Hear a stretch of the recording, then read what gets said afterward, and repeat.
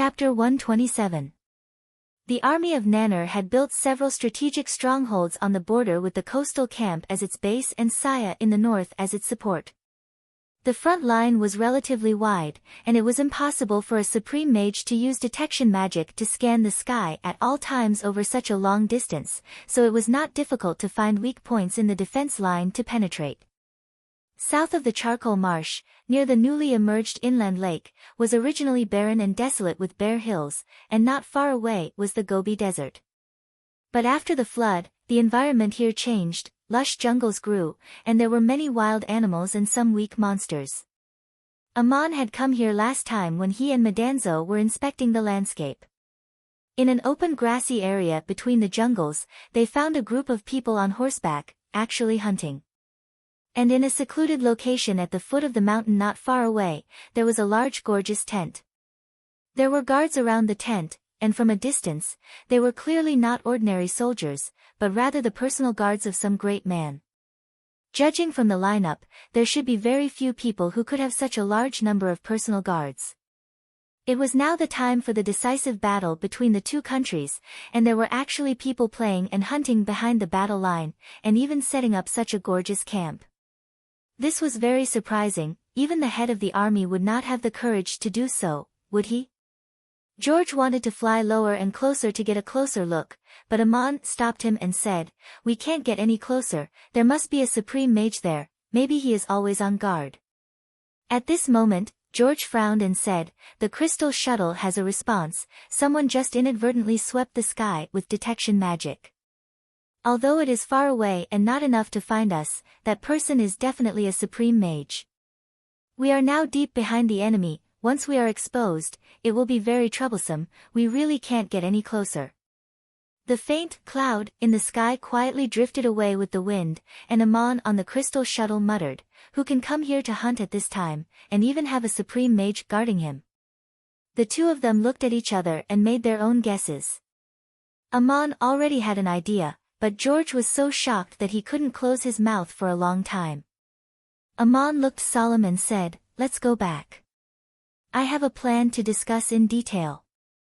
Although it is very risky, it is much safer than the army leaving the coastline and going deep into the sea. It depends on whether you agree or not."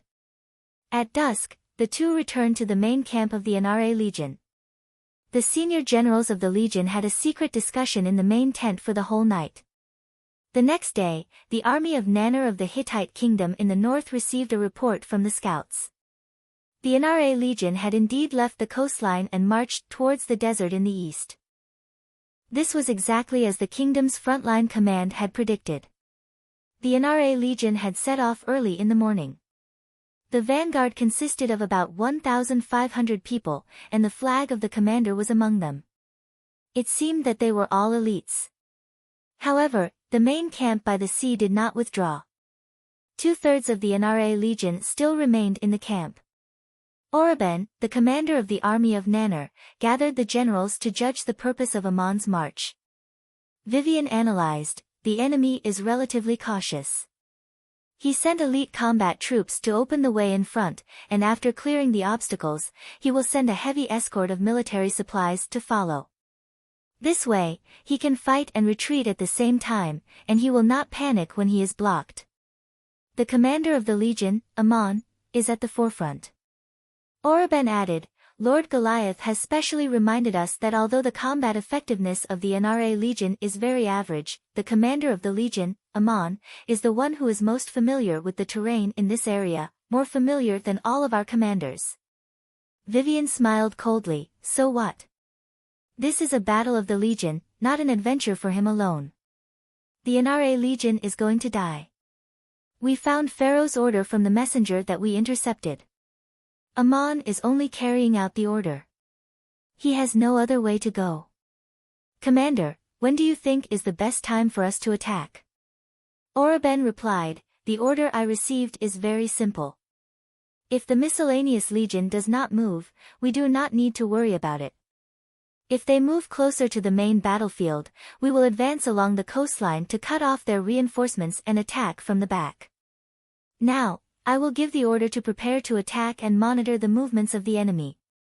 If the supply team in the main camp has also set off, we will attack when they have just set off. Vivian reminded, you have to attack his follow-up troops. Be careful that the vanguard will turn back and attack. Oreben asked, how strong can this miscellaneous legion be? If the vanguard is forced to retreat, my goal will be achieved. The NRA legion will still stay where they are. When the situation on the main battlefield is settled, won't they be meat sent to my mouth? It depends on my mood when I want to eat them. The army of Nanner gathered their elites and was ready to go. However, after waiting for a whole day, Amon's vanguard had already moved far away in the desert. There was still no movement from the main camp by the sea. The soldiers of the army of Nanner were already neatly equipped and tired. Oreben and Vivian were puzzled. They did not know what Amon was up to. Was the commander only going to save Pharaoh with 1,500 lightly equipped soldiers? If Amon had really made such a decision, then his level of military command was simply that of an idiot. However, anything could happen in this world. It was said that the commander was an ordinary warrior who had never led an army to war before. The situation on the battlefield needed to be adjusted according to the changes. Oreben immediately decided to wait for Amon to move further away from the main camp. Then, he could calmly lead his troops to cut in from the back and kill them.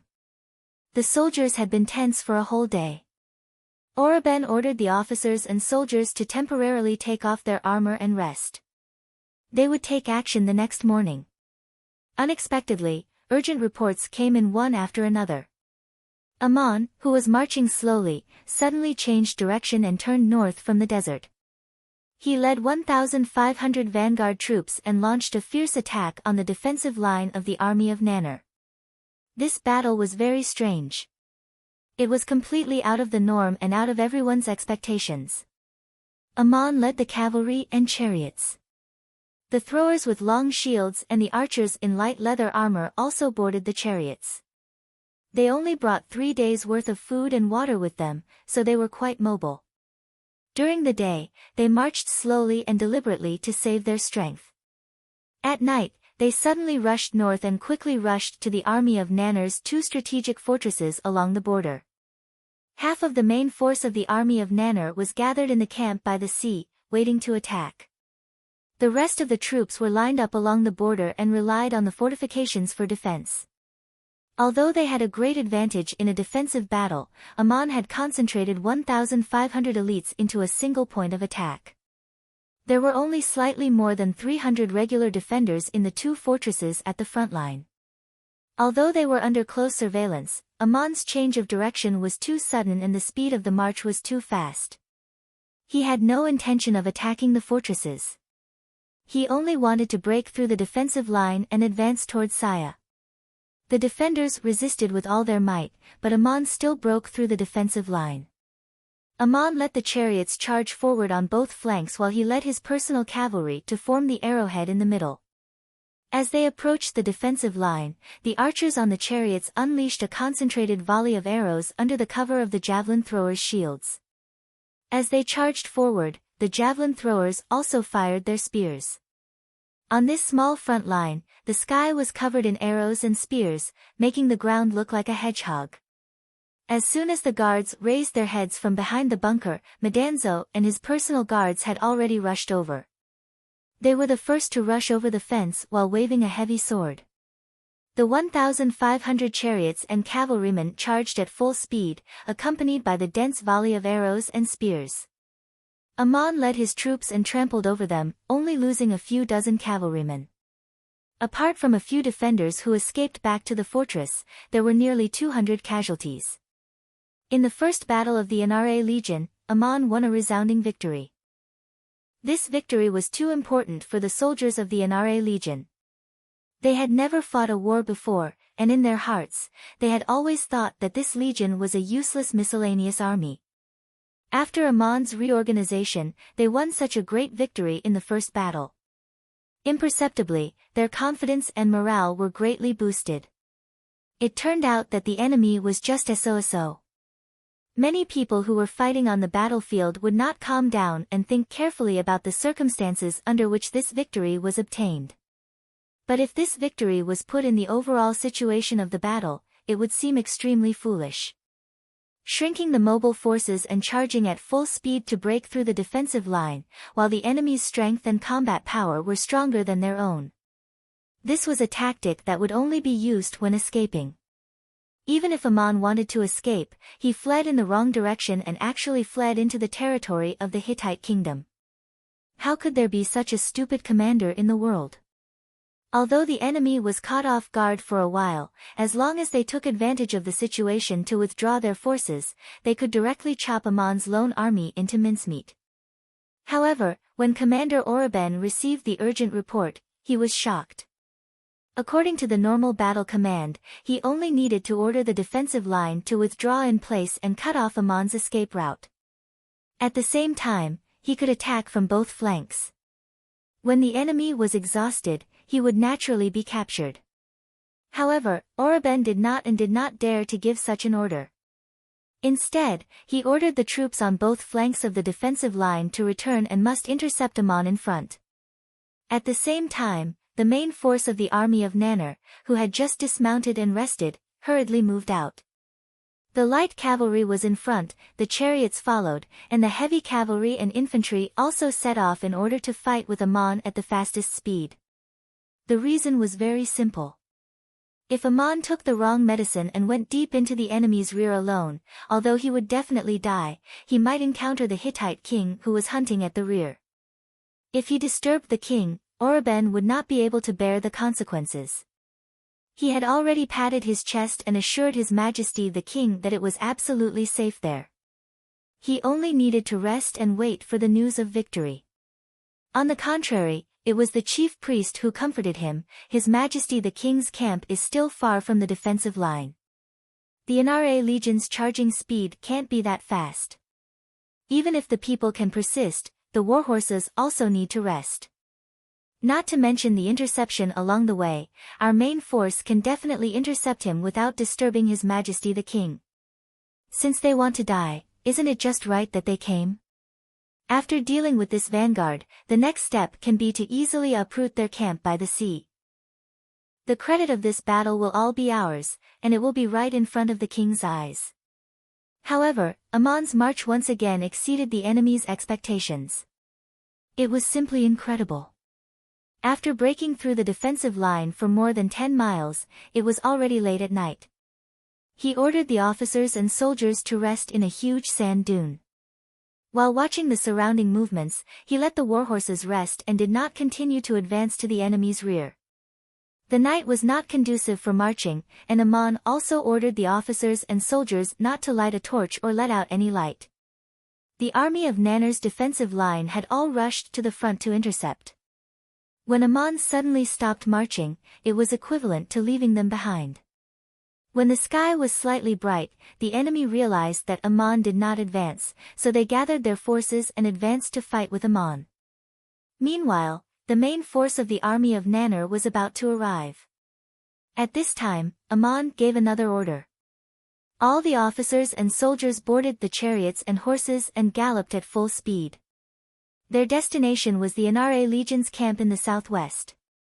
They had just been out for a day and a night, and they actually had to retreat at the fastest speed. The way to fight a war was to suddenly stab the enemy when they were unprepared, and then run away after taking a breath. It was not easy to escape. On the way back, they happened to meet the flank of the main force of the army of Nanner that was rushing over. They were lucky that they did not run into the main force head-on. This was because the army of Nanner's original marching direction was to intercept in the front. On the way, they heard that Ammon was leading the army to retreat, so they chased from the side and the rear. The fastest light cavalry happened to meet them diagonally. This was a tough battle. The NRA Legion drove the chariots to the front, and the heavy cavalry protected the flanks. The battle formation of both sides was a mess. At the critical moment, the personal guards of the head of the legion formed the vanguard, but the leader was not the personal guard captain, Madanzo, but John, who was holding a shield in one hand and wielding a long-handled battle axe in the other. At this time, John seemed to have entered a state of madness. He swung his axe madly, and with a whirling silver light, under the protection of the armored guards, he charged directly into the center of the enemy's formation. His combat power was not weaker than that of a supreme warrior. The opponent's cavalry captain was caught off guard. John broke through the formation and rushed to the front of his horse. After a few rounds of fighting, he was cut down and fell off his horse. The commander of the Inare Legion's chariot was also missing Amon's figure. The commander of the battle was the supreme mage George with a staff in his hand. A team of 20 mages, under the protection of the chariots, also entered the battlefield. With the sound of chanting, rays of light fell, making the soldiers forget their pain and awakening the belief of victory and the strongest power. The soldiers of the Inare Legion had just experienced a great victory and had rested for half the night. Their morale was high. The opponent was only about 600 light cavalry that had arrived overnight. Although this battle was a head-on confrontation, they had broken through the light cavalry formation. They had no time to clean up the battlefield and collect the spoils of war. They still ran at full speed in the direction of their own camp. Chapter 128. The head of the legion disappeared. George ordered the middle army to move back. The mages formed a second line of defense not far in front of the chariots. The main force of the Nanner regiment finally arrived from the rear. After a night of marching, they saw that the light cavalry was scattered and the enemy was right in front of them. Their eyes were bloodshot as they chased after the enemy. The two sides launched a chase in the desert.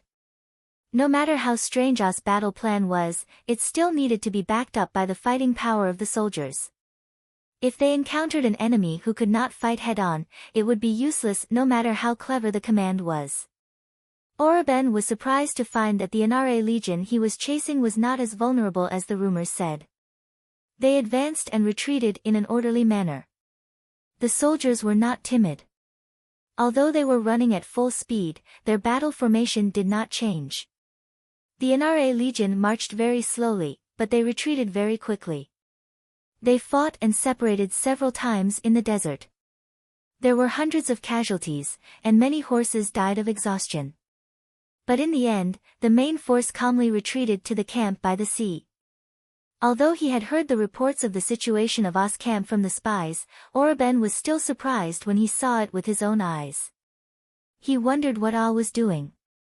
Was he planning to settle down here? In addition to the chariots brought for this mission, the rest of the Inare Legion's chariots were lined up outside the camp and piled up with sand to form a semicircular defensive wall. Loose sand was easy to flow and was not suitable for building a wall. But the Inare Legion used up the empty sacks used to transport food to fill the wet sand and piled them up layer by layer. With the help of the chariots, it looked like a simple and solid wall. There were 5 gaps in the wall. The retreating Inare Legion troops divided into 5 groups and rushed back to the camp like quicksand. Then, there was silence. Looking up from outside the camp, many Hittite soldiers could not help but gasp. There were 5 tall fortresses in the camp. As it turned out, they had towed a large ship that was used to transport supplies ashore along the shoal and placed it on the sand dunes. The hull of the ship was also protected by layers of sandbags so that it could withstand fire and attack. The upper and lower 3 layers of the ship had become watchtowers that looked down from above. If they attacked from the gap in the wall, they would be faced with these 5 tall battle fortresses. There was nothing to defend in the desert, and there was almost no favorable terrain to use. The side with fortifications naturally had a great advantage in defense. The disadvantage was that such fortifications could not be moved and could only be defended. Os' order was for the entire army to defend the camp. Oroben had already led the main force of the army of Nanner to this place. It was impossible for him to retreat without a fight. He immediately ordered to attack the camp. The soldiers flooded towards the defensive wall. Surprisingly, they did not encounter any resistance. The other side was like an empty camp. The vanguard troops successfully rushed in through the 5 gaps. At this moment, the sound of the command was heard. Countless people suddenly appeared on the 5 fortresses. Arrows and spears were thrown like rain, but they were only aimed at the periphery of the city wall. The focus was on the gap, which happened to be at the edge of the range of the high ground.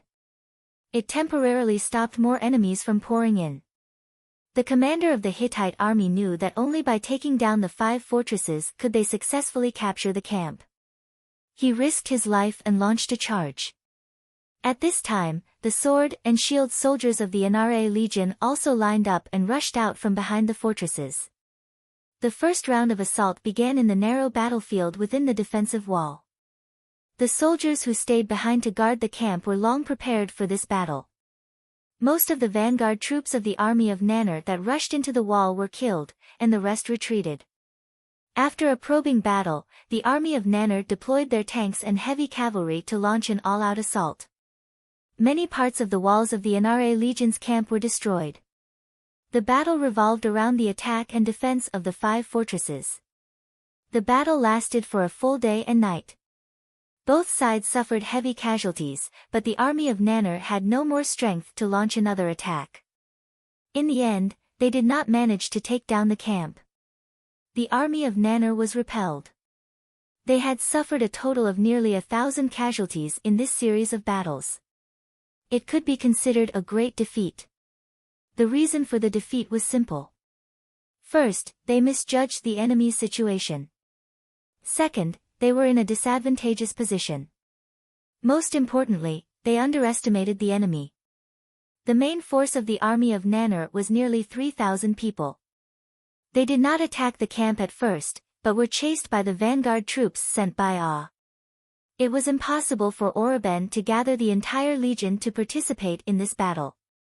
However, the Ara Legion was organized with 5,000 people to defend the camp. Their military strength was almost double that of the enemy. The Inare Legion had the support of the walls and fortresses. They had the advantage in terms of defense. The side that forcefully attacked would suffer heavy casualties. This was enough to make up for the gap in combat strength between the two sides. The combat effectiveness of the Inare Legion was not as fragile as people had thought it would be. There were no mistakes in the defensive command, and the fighting style was impressive. Oroben attacked angrily, but the result was that he could not take down the enemy's camp. He knew that he could not take down the enemy's camp. He had to withdraw his troops and retreat immediately. He also had to guard against the enemy's ambush from behind. The Inare Legion won all 3 battles, especially the defense battle. Although it was difficult, it was the most important victory. The enemy was greatly weakened. However, from a strategic point of view, they also missed 2 great opportunities. The first time was when the vanguard troops led by Ah broke through the defense line and led the main force of the army of Nanner away from the camp. The 3,000 soldiers of the Ara Legion could have taken the opportunity to attack the enemy's camp. The second time was when Oroben retreated. The main force of the Ara Legion could have attacked from behind, not giving the enemy a chance to breathe. They could have won the battle. However, the Ara Legion did not do so. The battle plan that Ah and George made was to wait for the vanguard troops to retreat to the camp and then firmly defend.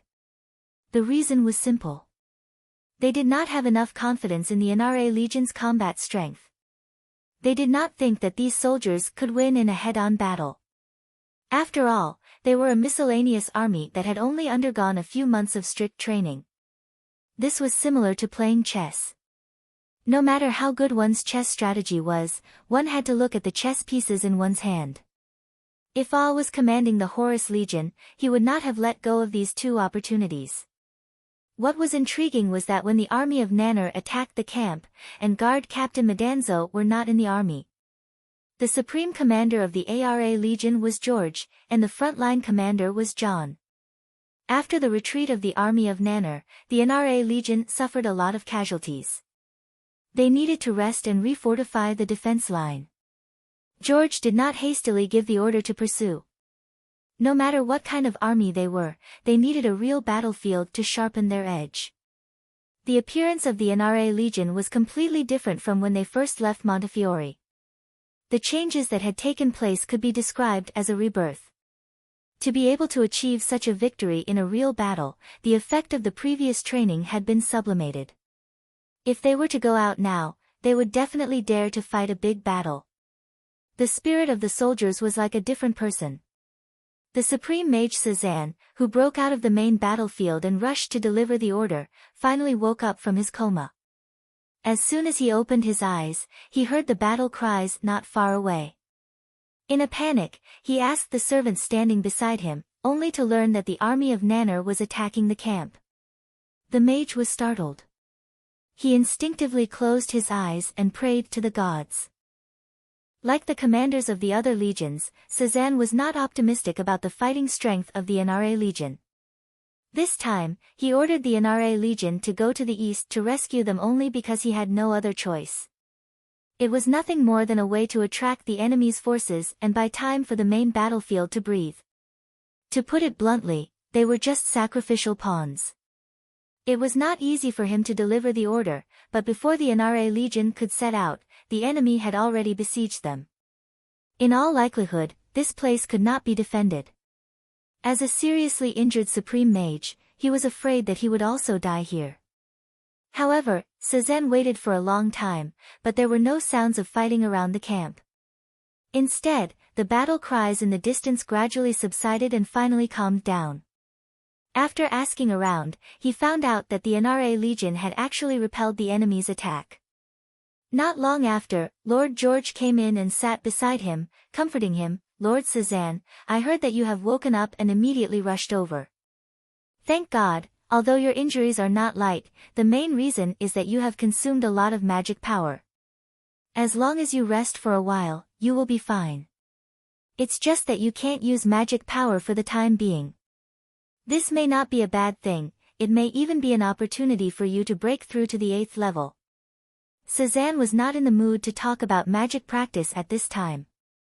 With the help of the servant, he struggled to sit up and asked, "I heard the battle cries, is it the Hittite army attacking? What is the situation of the battle?" George smiled and said, "We have seen the order you brought. Yesterday, we sent out a vanguard to rescue Pharaoh, but we were blocked by the army of Nanner on the way. We had to retreat back to the camp and fought a bitter battle. The enemy has been repelled. You just need to rest and recuperate, you will be absolutely safe in the Anare Legion." Cezanne said anxiously, "I am not concerned about my safety, otherwise I would not have risked my life to break out of the encirclement and come here. The Anare Legion is fighting with the army of Nanner here, what about His Majesty Pharaoh? Where is His Excellency Ah? I want to see the head of the Legion and announce the order of His Majesty Pharaoh in person." George replied, "His Excellency Ah has seen the order of His Majesty. When we were fighting with the enemy army here, the head of the Legion had personally gone to rescue Pharaoh." Cezanne was taken aback again, His Excellency went to rescue Pharaoh himself. How many troops and supplies did he bring with him? George said solemnly, "He took all that he could. It doesn't matter how many people he brought with him. What's important is that we can turn the tide of this war. Otherwise, no matter how many victories we win here, it will not mean much." How many people did Ah bring with him? George did not dare to tell Cezanne the truth, otherwise the seriously injured mage would definitely fall from the sky. Ah only brought Madanzo, the captain of his personal guards. The rest of them did not even have a horse, let alone soldiers. Ah's portable spatial artifact was filled with a lot of supplies, barely enough for a legion to eat and drink. But he did not cross the desert to find Pharaoh's army. Instead, he sneaked into the rear of the enemy's formation with Madanzo. There are 2 updates today, the next chapter will be updated at 18:58 p.m., smiley face. Chapter 129. The Boldest Risk. Not long after the Anare Legion's vanguard troops rested and retreated swiftly, not only did the main force of the army of Nanner pursue them, the troops that had gathered to obstruct them had also advanced forward. They carefully swept through the original battlefield, not leaving behind any remnants of the enemy. As the main force of the army of Nannar and the fleeing vanguard troops of the Anare Legion engaged in a grand chase, the vicinity of the sand dunes where As garrison was resting had been plowed by the Hittite soldiers.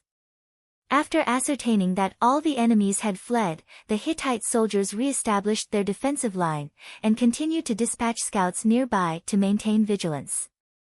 And Madanzo had vanished during the middle of the night. They hadn't left their troops at that time, but nobody knew where they had gone.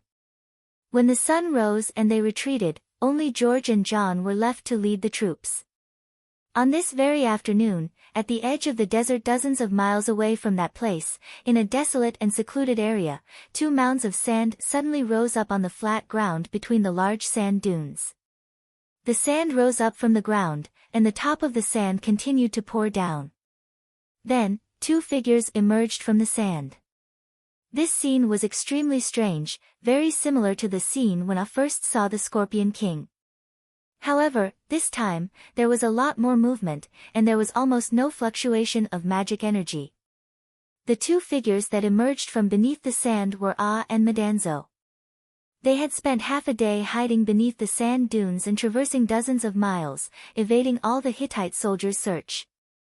Both of them were clad in strange scale armors, dark and non-reflective, without a single speck of sand on their bodies. Madanzo looked around, and chuckled. This scorpion shell armor is truly miraculous. Not only can it defend against water and fire, it can also sneak under the sand.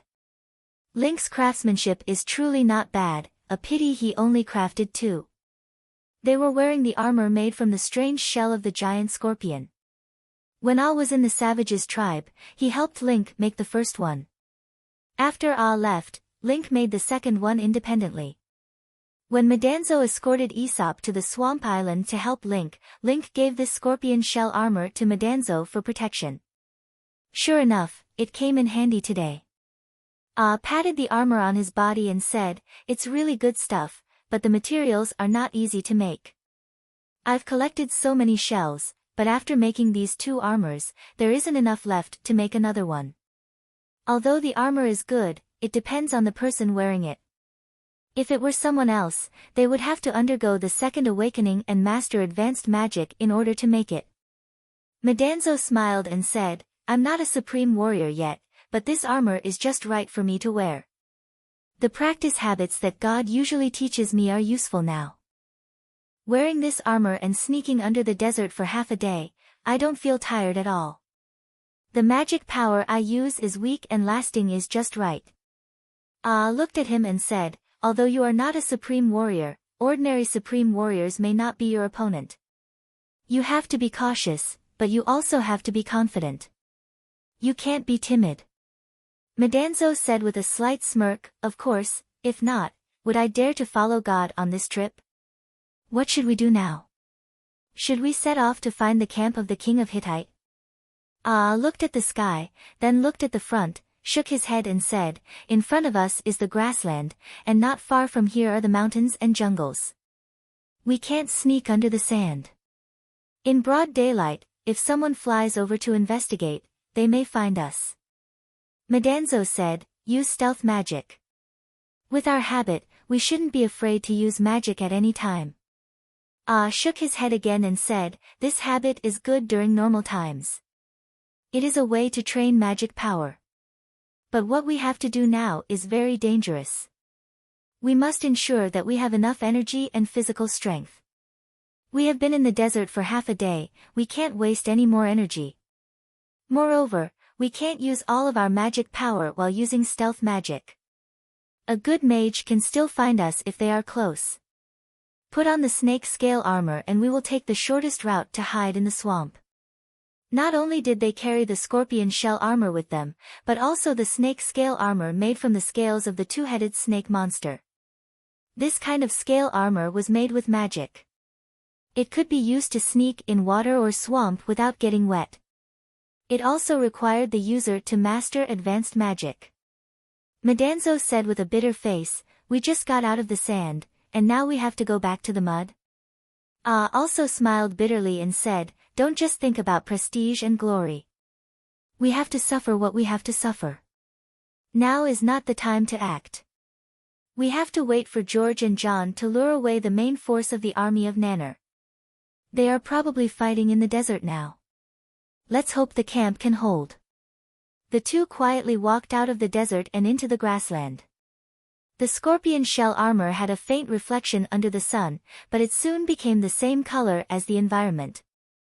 Their figures also became blurred. It was not easy to see them clearly in close proximity, let alone from afar. They did not go straight to King Hittite's camp. Instead, they took a big detour to the east and took the shortest route to the edge of a swamp. They put on the snake scale armor and quietly disappeared into the soft grass and muddy water. King Lucier of Hittite was not in a good mood today. He followed the advice of the military minister Juguli and the other commanders. He left his flag in the Enlil Legion and retreated from the front line to the rear. It was rare for him to leave the capital and come to the border to relax. It was comfortable to ride and hunt every day, and it was exactly what he wanted.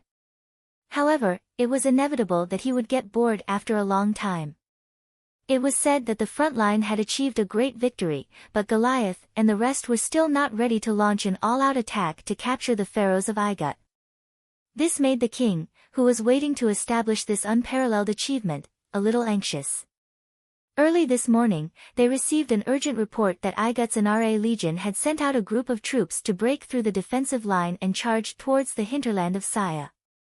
Although it was far away and they would be blocked by many armies along the way, the guards around him still advised the king to be careful. It was better to retreat to the city for safety reasons. Lucier was unhappy.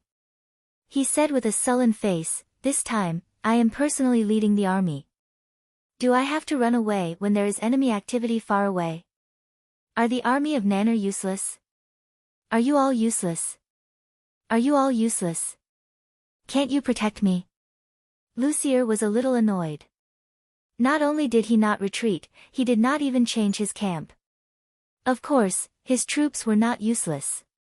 Not long after, they received another report that the enemy had been repelled. After suffering heavy losses, they fled in panic. The army of Nanner's commander had already led the army to chase the enemy back to their camp and launched an attack. On the second day, the official report came. The army of Nanner had repelled the enemy's elite troops and surrounded the enemy camp to launch a fierce attack. The Nra Legion did not dare to take a step out of their camp. General Oraben led his main force and killed nearly 2,000 of the enemy's soldiers.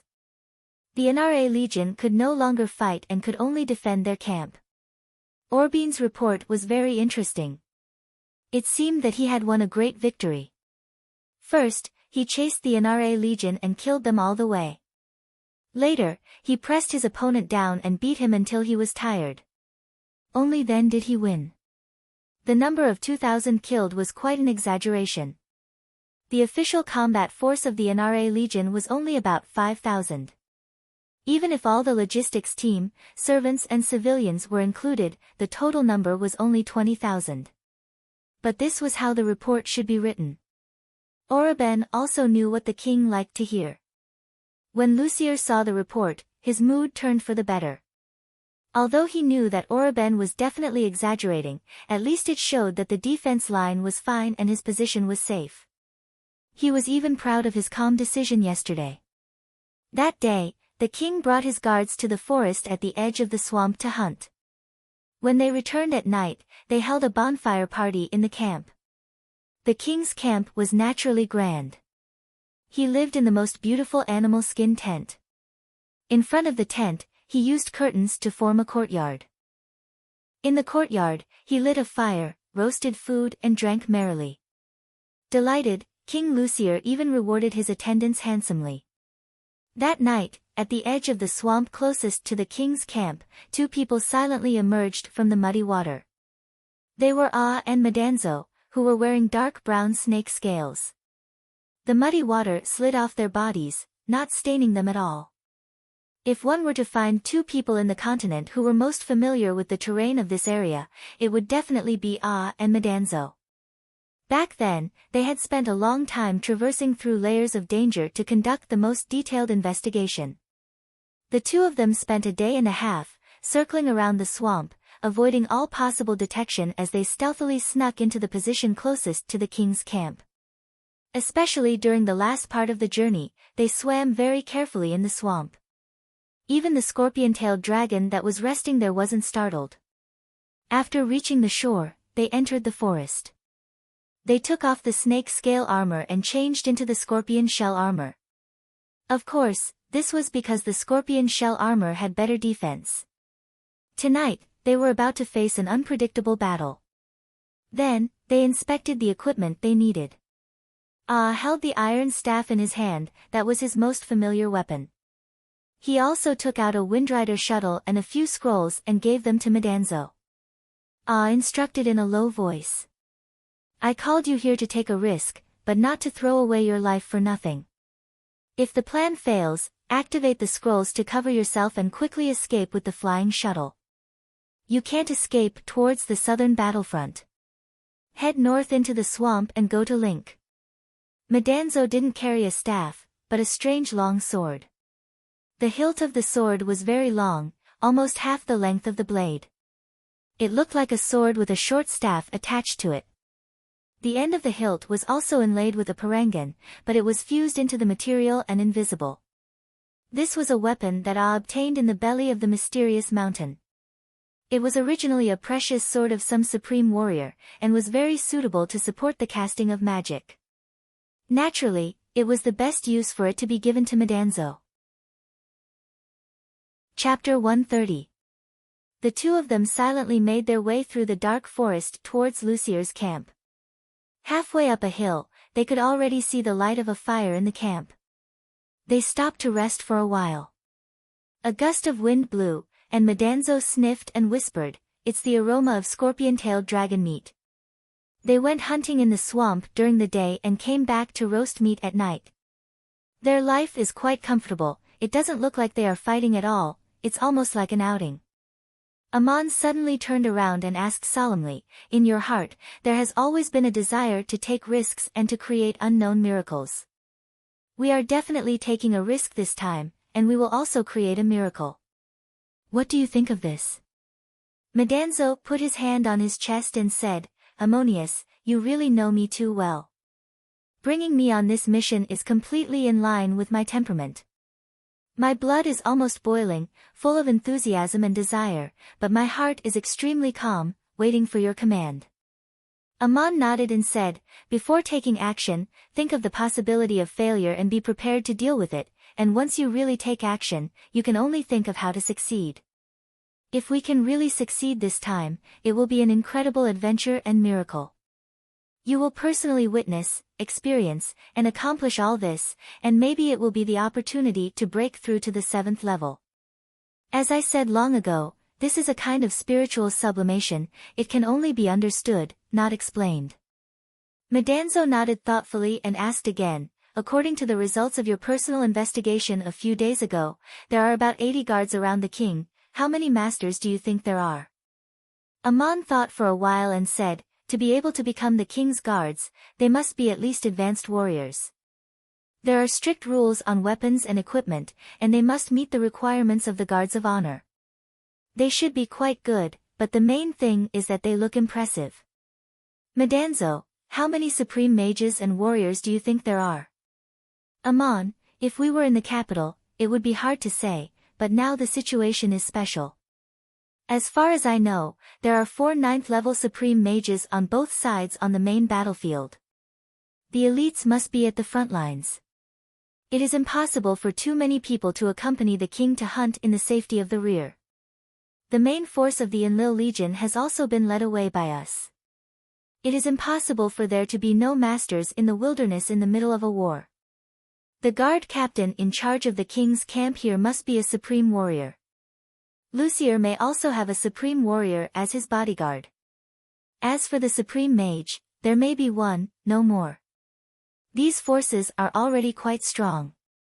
Medanzo subconsciously moved his shoulders and said in a low voice, "Ammonius, can we deal with him?" Amon said, "We're already here, and we'll have to face them no matter what. It's impossible for the two of us to win if we fight them alone, but my goal is only to hold the king hostage. Hittite will be our bodyguard. After saying this, Amon inserted his staff into the ground, reached for his magic bow, and asked in a deep voice, "Are you ready?" Madanzo also replied in a deep voice, "I'm ready, you can start." He pulled out his sword, walked out of the shadow of the trees, and came to the hillside, where the starry sky was conspicuous.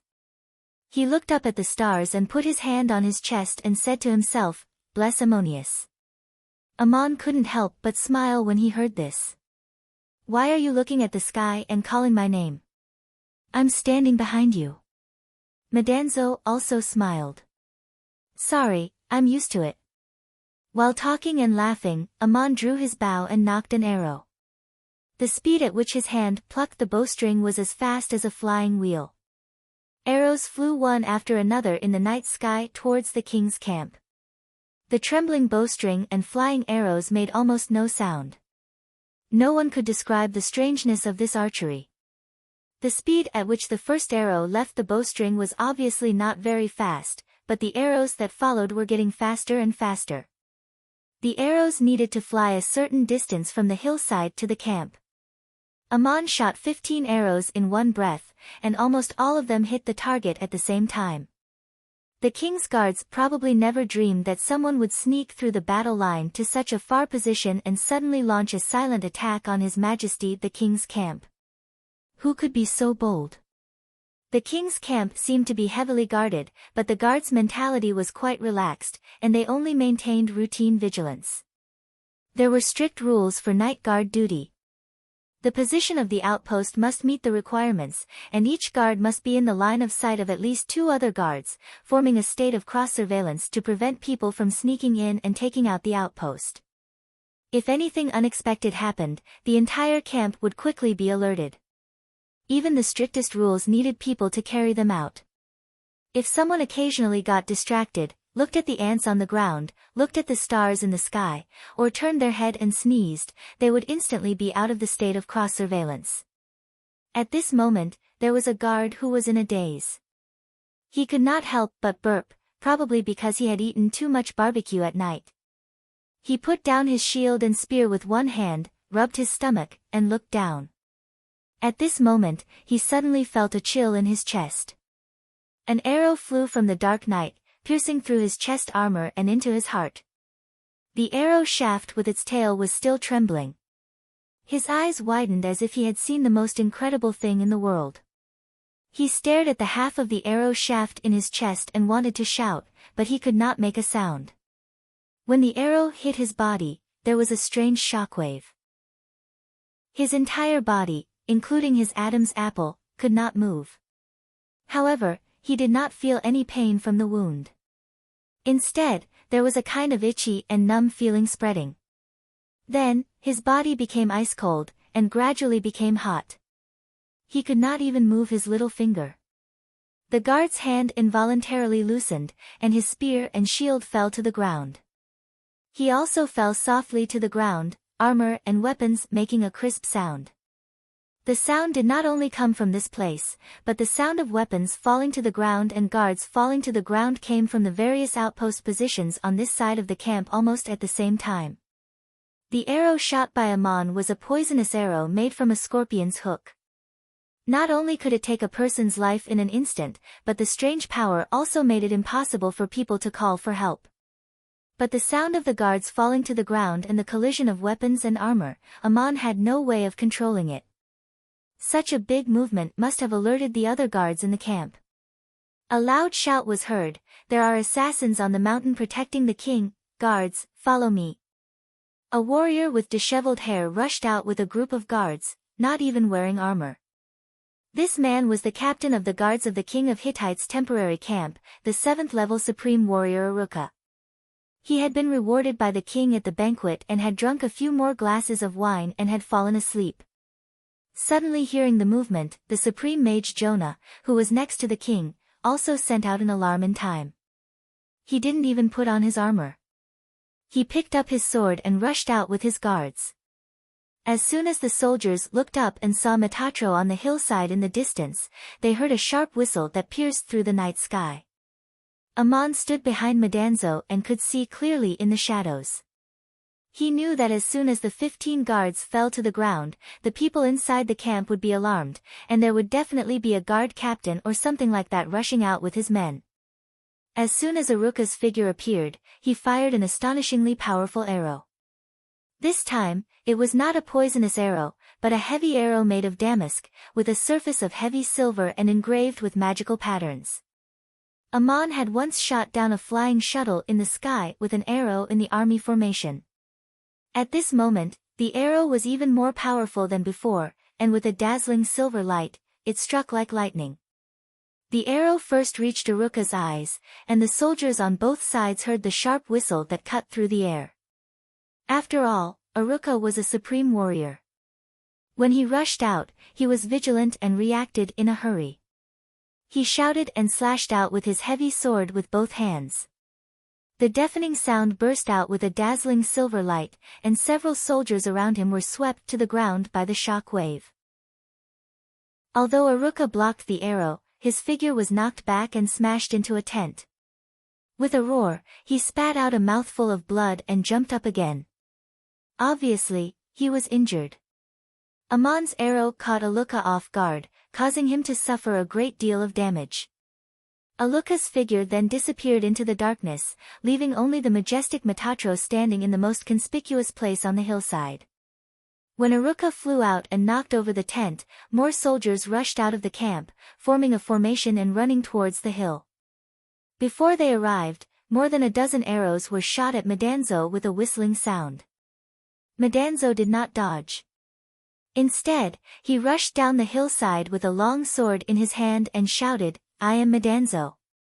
When the arrows hit the scorpion shell armor, they all trembled.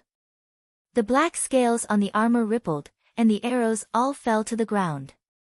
The ordinary arrows shot by ordinary warriors were not strong enough to penetrate the protection of the scorpion shell armor, and the impact was also scattered by the defensive effect of Madanzo's magic. In such a daze, he had already rushed down the hillside like an arrow from a bow. It was too late for the guards on the opposite side to shoot their javelins, so they could only raise their weapons and fight in close combat. The guards were horrified. This assassin was absolutely crazy. He dared to attack the king's camp alone. Judging from his momentum, he was definitely a supreme warrior, but no matter how powerful he was, he could not be stronger than the guards of His Majesty the King. Was this an assassination or a death wish? Madanzo did not care so much. He just wanted to make as much noise as possible. The best effect was to attract the Supreme Mage and another Supreme Warrior around the king to come out and cover for Amon to launch a surprise attack in the dark. He waved the long-handled heavy sword in his right hand, and the sword had the strange effect of distorting space, scattering cracks, and bursting energy. His left hand pulled out the snake-toothed dagger, and between the slashes, there was a soul-shaking roar of fear.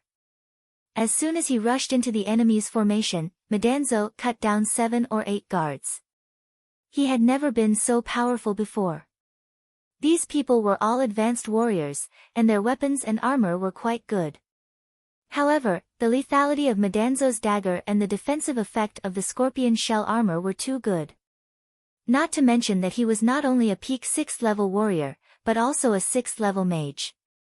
Madanzo almost rushed into the camp, but the king's guards were not to be trifled with.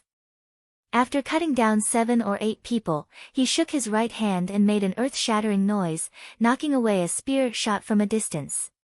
He took half a step back to parry the cross attacks on his left and right.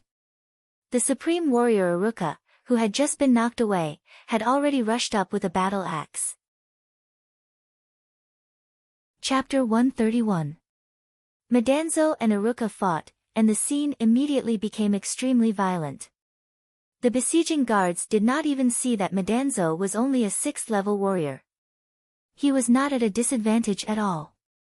Aruka was injured. In a hurry, he had to take Amon's powerful arrow. Even now, there was a tearing pain between his chest and ribs. Moreover, Madanzo knew magic and used it very skillfully. Madanzo did not fight like a mage.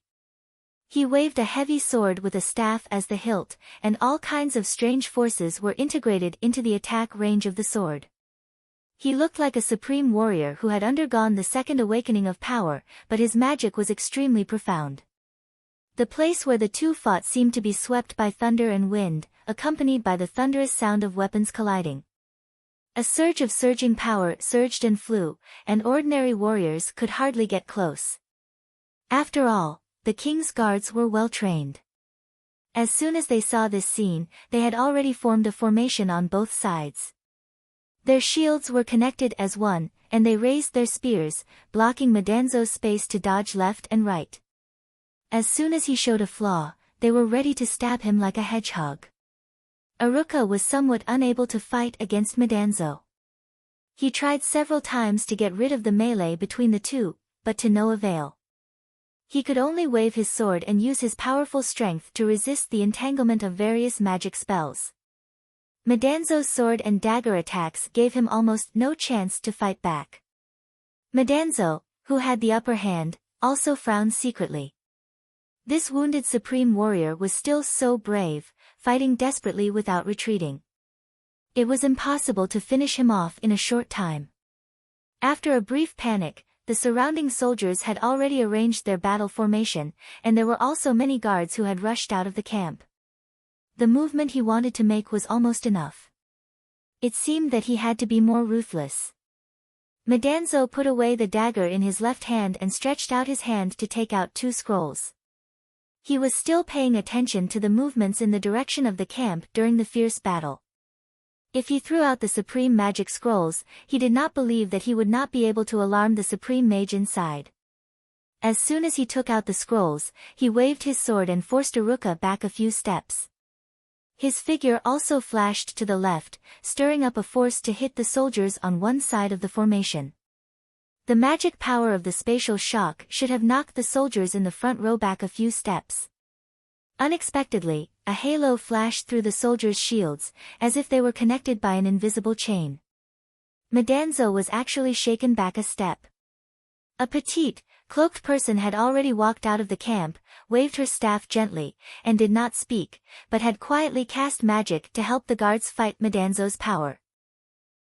This person had already seen that Aruka was no match for Madanzo after he was injured. It might be possible to stop the assassin with just this supreme warrior and dozens of guards around him, but it would be difficult to take him down. Madanzo also knew that the opponent's supreme mage finally couldn't help but make a move. Looking at this posture, he wanted to capture him alive and interrogate him. His goal had been achieved, and without any hesitation, he waved his hand and unfolded the scrolls. Amon was really willing to spend the capital and gave Madanzo 2 supreme scrolls, one of which was the Wind Blade Dance, which he had used when he was chased by Julian's men at the Nile River. It was a supreme magic that attacked in a wide area indiscriminately. Suddenly, there was a violent wind around Madanzo, and countless small airflows were condensed and compressed, like messy blades shooting in all directions. The battlefield where Madanzo was located did not have the space to cast this kind of large-scale attack magic. He was fighting with Aruka head-on, and on his left and right were the guards holding shields. He had no time to retreat far enough to control the magic. As expected of a disciple taught by Amon, the method he used was the same as Amon's.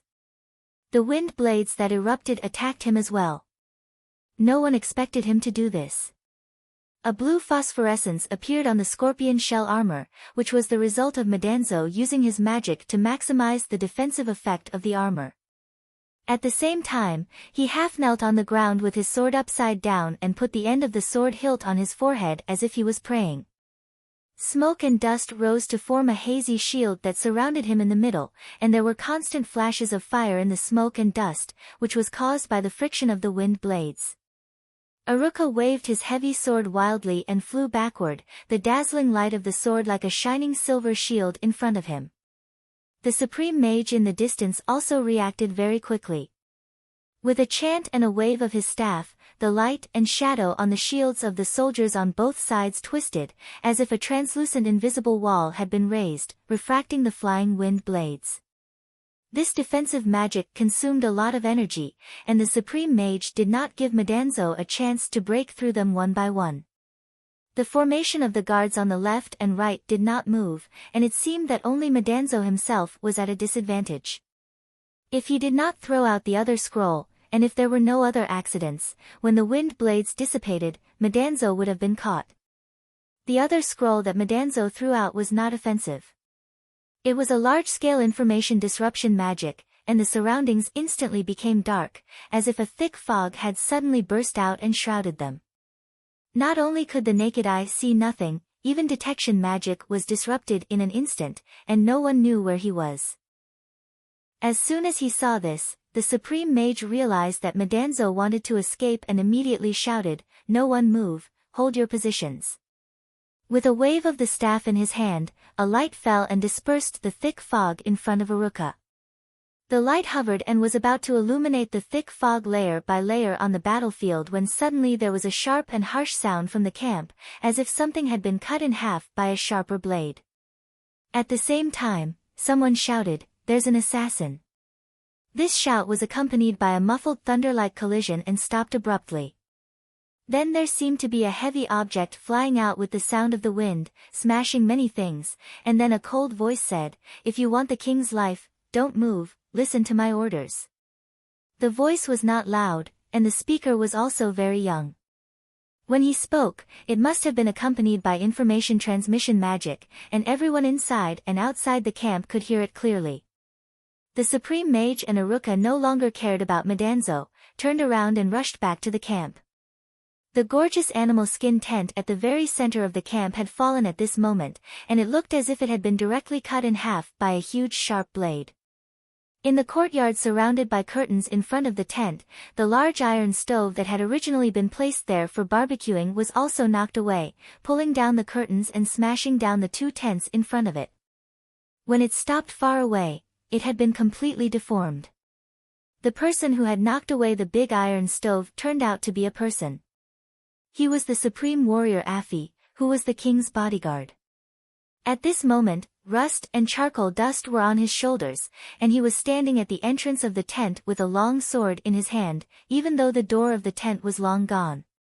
The courtyard was in a mess, and the front and back of the tent had been split in half. However, everything in the front tent was still intact. The king's throne was upright, and on the table in front of the throne, there was a bed board that had been split in half. On one side of the bed was a naked beauty. It was the king's beloved concubine. She was trembling in fear as she wrapped herself in a blanket. The king's bodyguards, servants, and two sixth-level mages all stood at the edge of the fallen tent, but no one dared to approach. The king Lucier was sitting on his throne with a horrified look on his face. His body was still trembling uncontrollably, not knowing whether it was from fear or from the cold. Because His Majesty was also naked, his bare shoulders and thighs were exposed. The man next to him was quite polite. He pulled out half of the bill and tossed it to Lucier. Lucier clutched the half of the bed sheet tightly with both hands, as if grasping at a life-saving straw. Standing beside him was a young man wearing the same strange armor as Madanzo, holding a sharp dagger in his right hand against Lucier's shoulder. The Supreme Mage accompanying the king, Celia, rushed back. She had already realized that the king had been kidnapped, and her first thought was to use teleportation magic to snatch the king back from the assassin's dagger, but she immediately dismissed the idea. Because she saw the assassin holding a gray scroll in his left hand, gently twirling it between his fingers, as if he would open it at any time. Celia was knowledgeable, and she recognized at a glance that it was the legendary Tiamat's wrath. If the kidnapping of the king failed, the assassin trapped in the camp would naturally die, but if he opened the scroll before he died, no one here, including the king and Lucia, would survive. Celia was not sure that she could kill the assassin in one fell swoop before he opened the scroll. This assassin was able to sneak near the king's tent without anyone noticing and repel the supreme warrior Afi as soon as he made a move. He was definitely more difficult to deal with than the assassin outside. The atmosphere was tense to the extreme, but Celia calmed down instead. She stepped forward with her staff in hand and asked, "Strange warrior, how dare you? Who are you?" The assassin smiled slightly, his smile was very hearty, and his teeth were very white. "You may have heard of my name. My name is Amon, and I am the commander of the NRA Legion of the Empire of Igut. The person outside is my personal guard captain, Madanzo. You must also want to ask me why I am doing this, and what conditions will be met in order to release your majesty the king. After hearing my name, I think there is no need to ask these questions anymore. I am here for the peace between the two countries, and I just want to sit down and have a good talk." Even as a supreme mage with deep concentration, Celia almost lost her balance. The assassin turned out to be the commander of the NRA Legion, Amon, a survivor of the Dushans. At this time, the supreme warrior Aruka, who rushed back, shouted, "General Amon, I admire your courage, but do you really think that you can go back alive after coming here alone?" Amon was still smiling. "Of course I want to go back alive. Before I came, I thought about it. His Majesty the King will protect me, right?" This was said to Lucier. The King of Hittite also clearly saw the situation around him. Although the assassin was forcing him with his sword, he was also surrounded. In the hinterland behind the battle lines, if the assassin harmed his life, it would be impossible for him to escape. Lucier also regained a little calmness and said in a dignified tone, "General Amon, I can forgive your betrayal and offense, but since you are here to pray for peace, you should first put down your weapon and ask for my forgiveness." Chapter 132. Amon shook his head and said, "If you want me to put down my weapon here, there is only one possibility. That is, your guards will kill me. But before that, they will definitely kill your majesty by mistake. So in order to protect you, I can't put down my weapon. Before your majesty makes a request, let me make a request first. Invite the person outside in." Under the escort of a team of guards, Madanzo walked in proudly. He held his sword and stood behind Amon. He behaved like a loyal guard captain. Looking at his chest out and his head held high, it was as if he was accompanying the commander to inspect his army. But his eyes kept staring at the two beauties on the bed. He held his sword and whispered in Amon's ear, "My God, you are so amazing. I knew you would definitely catch the king, but I didn't expect you to bring such a beautiful scene to the table." Then he waved his hand and said to the people around him, "You servants, how can you watch the princess's erotic body? You have no manners at all. Quickly cover your faces and leave. His Majesty also needs to wear clothes.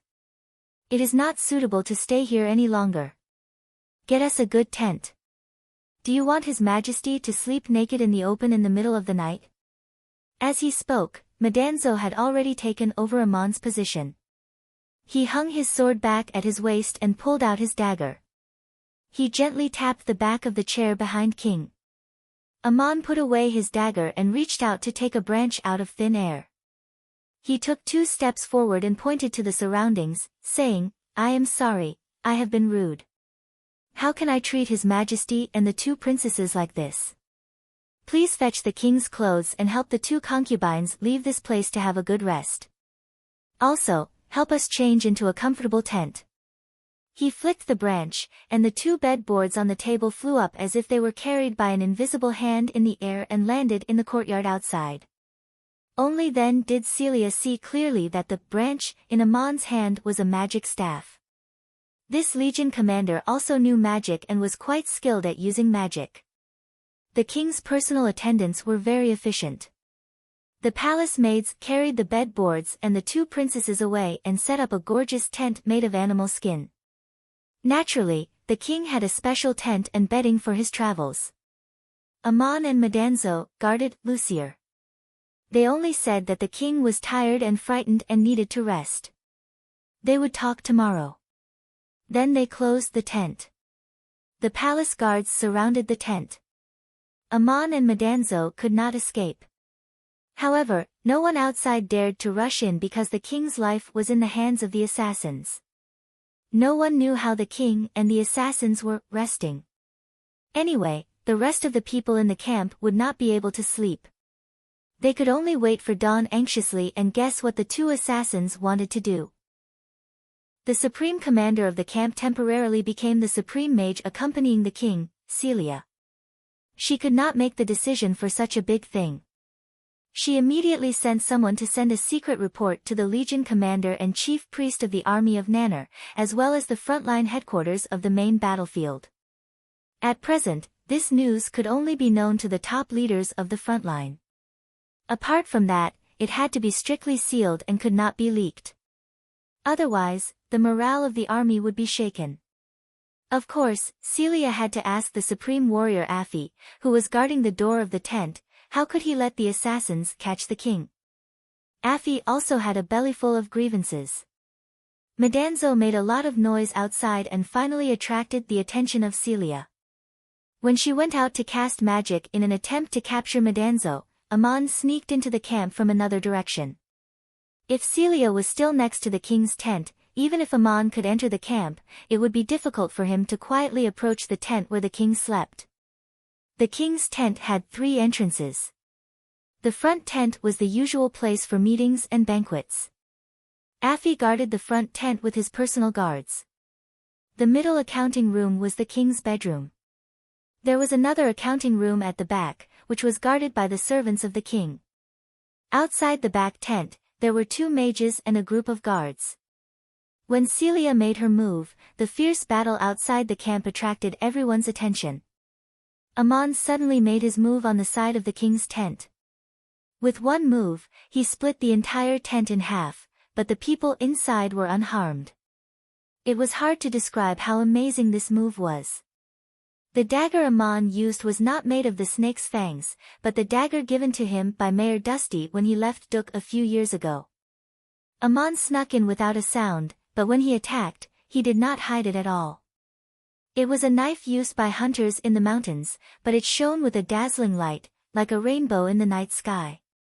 From afar, Amon swung the knife and cut the tent, which was more than 10 feet wide, in half, making a sharp sound. The separated tent was rolled to both sides by a force, covering all the people in front and behind the tent. As a supreme warrior, Afi naturally would not be entangled by the fallen tent. When Amon waved his dagger, he reacted. He opened the tent with his sword and rushed in, appearing next to the king. He was closer to the tent. Although he was delayed, he rushed into the tent faster than Amon. But as soon as he rushed in, Amon, who was also rushing over, raised his staff.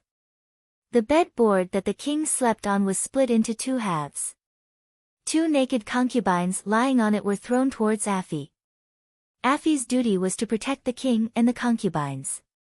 He had already raised his sword, but his subconscious reaction was not to slash out. Instead, he used the tip of the sword to pick up the 2 bed boards very delicately, and they fell smoothly on the table in the front tent. The 2 frightened concubines were unharmed. When he raised his sword to attack again, Amon also rushed forward, waving his staff with a whistling sound. This was the power that only a supreme warrior could stimulate. The long sword and the iron staff collided, and the sound was like muffled thunder. It was Afi who flew out. If Afi had blocked the staff with all his strength, he might not have been shaken so far, but the king was lying between the 2 of them. Lucier deserved to be unlucky today. He had a good time during the day, and he was in a good mood after drinking some wine at night. He was in bed with the 2 concubines in his arms when suddenly there was a sharp whistling sound, and he saw the stars in the sky naked. The king and the beauties were fighting, and the others did not dare to disturb them, so they were not too close to the middle tent. Amon used spatial magic to accurately split the bed board, and threw the 2 concubines towards the supreme warrior Afi. Lucier fell to the ground between the 2 cracked bed boards, and then looked up to see a sword and a staff clashing above his body. If the power of the 2 supreme warriors broke out in a head-on collision, the king, who was nearby and had no shelter, would be killed several times by the aftermath of the sword light. So Afi could not take it head-on, so he was knocked out. When he smashed the big iron stove in the courtyard and got up and rushed back, the others had already jumped out from under the tent. Celia and Iruka also arrived, but the king had already fallen into Amon's hands. The commander of the army of Nanner, Oroben, and the chief priest, Vivian, were shocked when they received the news. When they heard that the assassins turned out to be the commander of the NRA Legion, Amon, and his guard captain, Madanzo, they suddenly realized when the two men had crossed the line of defense and entered the rear. It was during the inexplicable attack 2 days ago. Goliath had already warned Amon that he was the most familiar with the terrain and environment in this area. But Oroben never dreamed that Amon, as the commander of the Legion, would quietly infiltrate the enemy's line of defense with only one follower, avoiding all the sentries and scouts, and accurately touch the king's camp. Then, he successfully took the king hostage. If anything happened to the king here, not only would the accompanying guards not be able to escape the blame, but Oroben and Vivian would also have to bear the consequences. Even if they achieved a great victory on the battlefield, they could not make up for such a mistake. Moreover, the army of Nanner did not win the battle at all. After receiving the secret report, Oroben immediately ordered the entire army to defend the camp and the line of defense. They were not allowed to take the initiative to attack. He and Vivian took the elite guards and rushed to the king's camp on horseback. In truth, the king's guards were more than enough to deal with the two assassins. No matter how many people they sent, it would be pointless. However, Orbeen had no choice but to do so. He had to act like a loyal protector. On the side of the NRA Legion, the chief priest, George, was anxiously waiting for news. The fate of Amon and Madanzo was unknown. They would decide the fate of the entire war. Amon had set his plan. Even if he could not capture the king Hittite, he could still disrupt the enemy's battle arrangement and disturb the army of Nanner in the rear. Only then would the NRA Legion have the opportunity to carry out Pharaoh's order to rescue the main battlefield. The risk of 2 people was better than the death of 20,000 people. Amon gave the order as the commander of the Legion and did not bring a priest with him. The chief priest, George, had the responsibility of supervising the army, but in the end, he reluctantly nodded and did not stop Amon's action. Oroben and Vivian suddenly left the camp with the elite guards and rushed to the edge of the charcoal marsh in the northeast. Naturally, they did not hide from George's investigation. The supreme mage could not help but be secretly delighted. It seemed that Amon's action had succeeded. At the same time, he was also very worried. He did not know the situation of Amon and Madanzo. It was almost impossible for them to escape. The only help that George could provide was to exert pressure on the battlefield, and the NRA Legion had long been ready to attack. George and John immediately led the main force of the Legion to the north to attack the camp of the army of Nanner.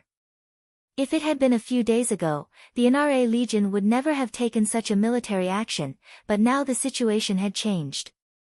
In the last battle of pursuit and attack on the camp, the army of Nanner had underestimated the enemy and attacked too fiercely. The battle was not successful and their morale was damaged. They had not yet rested, not to mention that the commander was not there. The order they received was to defend to the death. The NRA Legion had just won 3 battles and their morale was high. The confidence of the soldiers who had never fought a war before had reversed. No matter what kind of enemy they encountered, they would dare to fight, let alone take the initiative to attack the defeated. The NRA Legion sent out all the elites and launched a fierce attack on the army of Nanner. This time, it was really equivalent to tying people to a tree and beating them. George did not attack rashly, but set up a battle formation, chose a main direction of attack, and steadily advanced step by step. Since the other party did not take the initiative to attack, this fierce battle scene looked like a drill to attack a camp. John calmly mobilized the various troops to cooperate and launched round after round of attacks. Just when Oroben was halfway there, he heard that the camp was under attack. He was in a dilemma, so he gritted his teeth and continued to march to the king's camp. He sent someone to pass on the message that they must rely on the fortifications to defend to the death. George's purpose was not to attack the camp, but to use the strategic advantage to severely damage the enemy's strength. Therefore, he did not attack the fortress and the strong fortifications. He only chose to attack the weak links on the defense line. The army of Nanner had paid a lot of casualties in order to defend the gap in the defense line. The battle lasted for a day. The Inare Legion, who was the main attacker, had also suffered hundreds of casualties. However, they managed to attack a corner of the army of Nanner's camp and achieved a brilliant result. They burned a lot of tents and a lot of military supplies. Before Oreben and Saya's backup troops arrived to reinforce them, they withdrew their troops and returned to the camp. At the same time, they brought back a lot of spoils of war. After this battle, on this flank battlefield, the combat effectiveness, morale, and initiative of attack and defense between the two armies had been reversed. After suffering 2 heavy losses, the army of Nanner was no longer able to take the initiative to fight back against the Inare Legion. They could only passively adopt a defensive position. There was another rumor that made the Hittite soldiers shudder. The Inare Legion shouted a slogan when they attacked, "The king of Hittite has been captured alive by our great legion commander, Amon. The Hittite army is about to be defeated. Your legion commander has already rushed to the king to surrender. Why don't you surrender now?" Such a rumor was unbelievable, but they had to be suspicious. The legion commander and the chief priest left in a hurry and only ordered to defend to the death. The battle was so fierce, but they did not come back to preside over the overall situation. Something big must have happened. Was the king really captured alive? If the king was captured by the enemy, then the main force of the Hittite army must have been defeated. A day later, Oreben returned and immediately ordered severe punishment for those who spread the rumor in the army, but panic shrouded the hearts of many soldiers like a lingering shadow, but they did not dare to speak out publicly. Why did Oreben come back? He was under the orders of Juguli, the prime minister of the empire and the minister in charge of military affairs, and Goliath, the commander-in-chief of the front line. Half a day after he arrived at the king's camp, Goliath personally drove a shuttle and arrived with Lord Juguli. Goliath received the news that the king had been kidnapped very suddenly. Before the news came, he was discussing the front line with Prince Asher, who was supervising the battle on behalf of the king, Juguli, the prime minister of the kingdom who was commanding the Enlil Legion, the chief priest of the Enlil Legion, Walter, the chief priest of the Legion of Anu, and others. Janbia was an elder of the Hittite Academy of Magic, the chief mage of the palace, and also a 9th-level supreme mage. There were only 3 9th-level supreme mages in the Hittite kingdom, and 2 of them had come to the frontline this time. It could be said that all the elites had come. Janbia frowned and said, "His Majesty the King's latest order is to urge us to launch the main attack and destroy the main force of the Igut army as soon as possible. It would be best if we can capture Lazith II alive and establish an unprecedented achievement in the history of Hittite. Lord Goliath, you, as the commander-in-chief of the frontline, have been holding back for so long, and His Majesty the King is very anxious." Goliath smiled bitterly. "Of course I understand His Majesty the King's feelings. Everyone wants to achieve the final victory as soon as possible, but if we launch the main attack now, the Igut army will be fighting like a cornered beast, and their fighting power in despair cannot be underestimated. Although we can achieve victory, the price will be great. As long as we are besieged for another half a month, the Hittite army will win without a fight, and they will neither have the strength to counterattack, nor will they be able to retreat through the desert." Prince Asher nodded. Lord Goliath's command of this war is simply divine. The Igut army has been led by the nose by us, and the development of the war to this point is completely in line with our original expectations. His Majesty the King is indeed a little too impatient. He has waited for many years for this great victory, and of course he wants to capture Lazith too.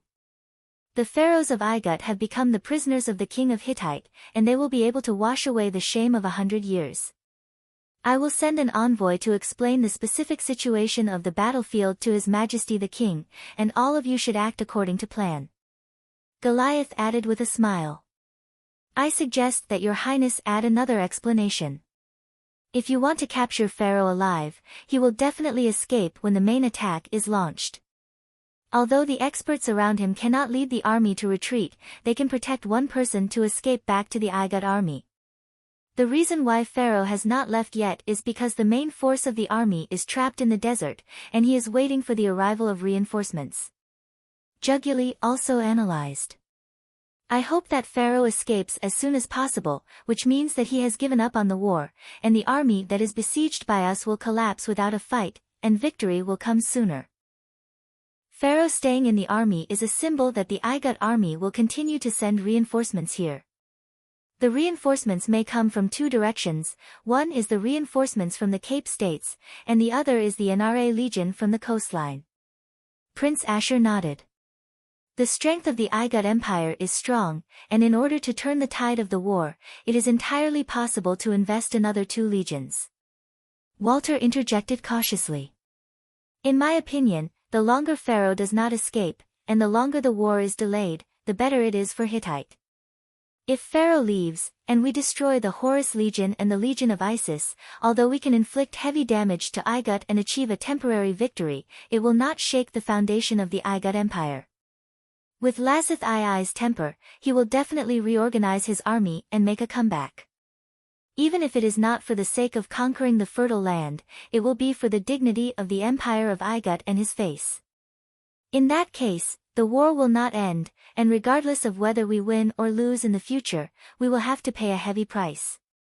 If we surround the empire of Igut and do not attack now, we will attract the reinforcements of the empire of Igut to fight under unfavorable conditions, trap the main force of Pharaoh, and only attack his reinforcements, and destroy them all in the desert. This will cause the empire of Igut to be unable to launch an expedition for a long time, and peace will truly come. Chapter 133. Let's play another game of chess. Juguli continued, the main forces of Pharaoh and Igut are here, and they are a pawn to attract reinforcements.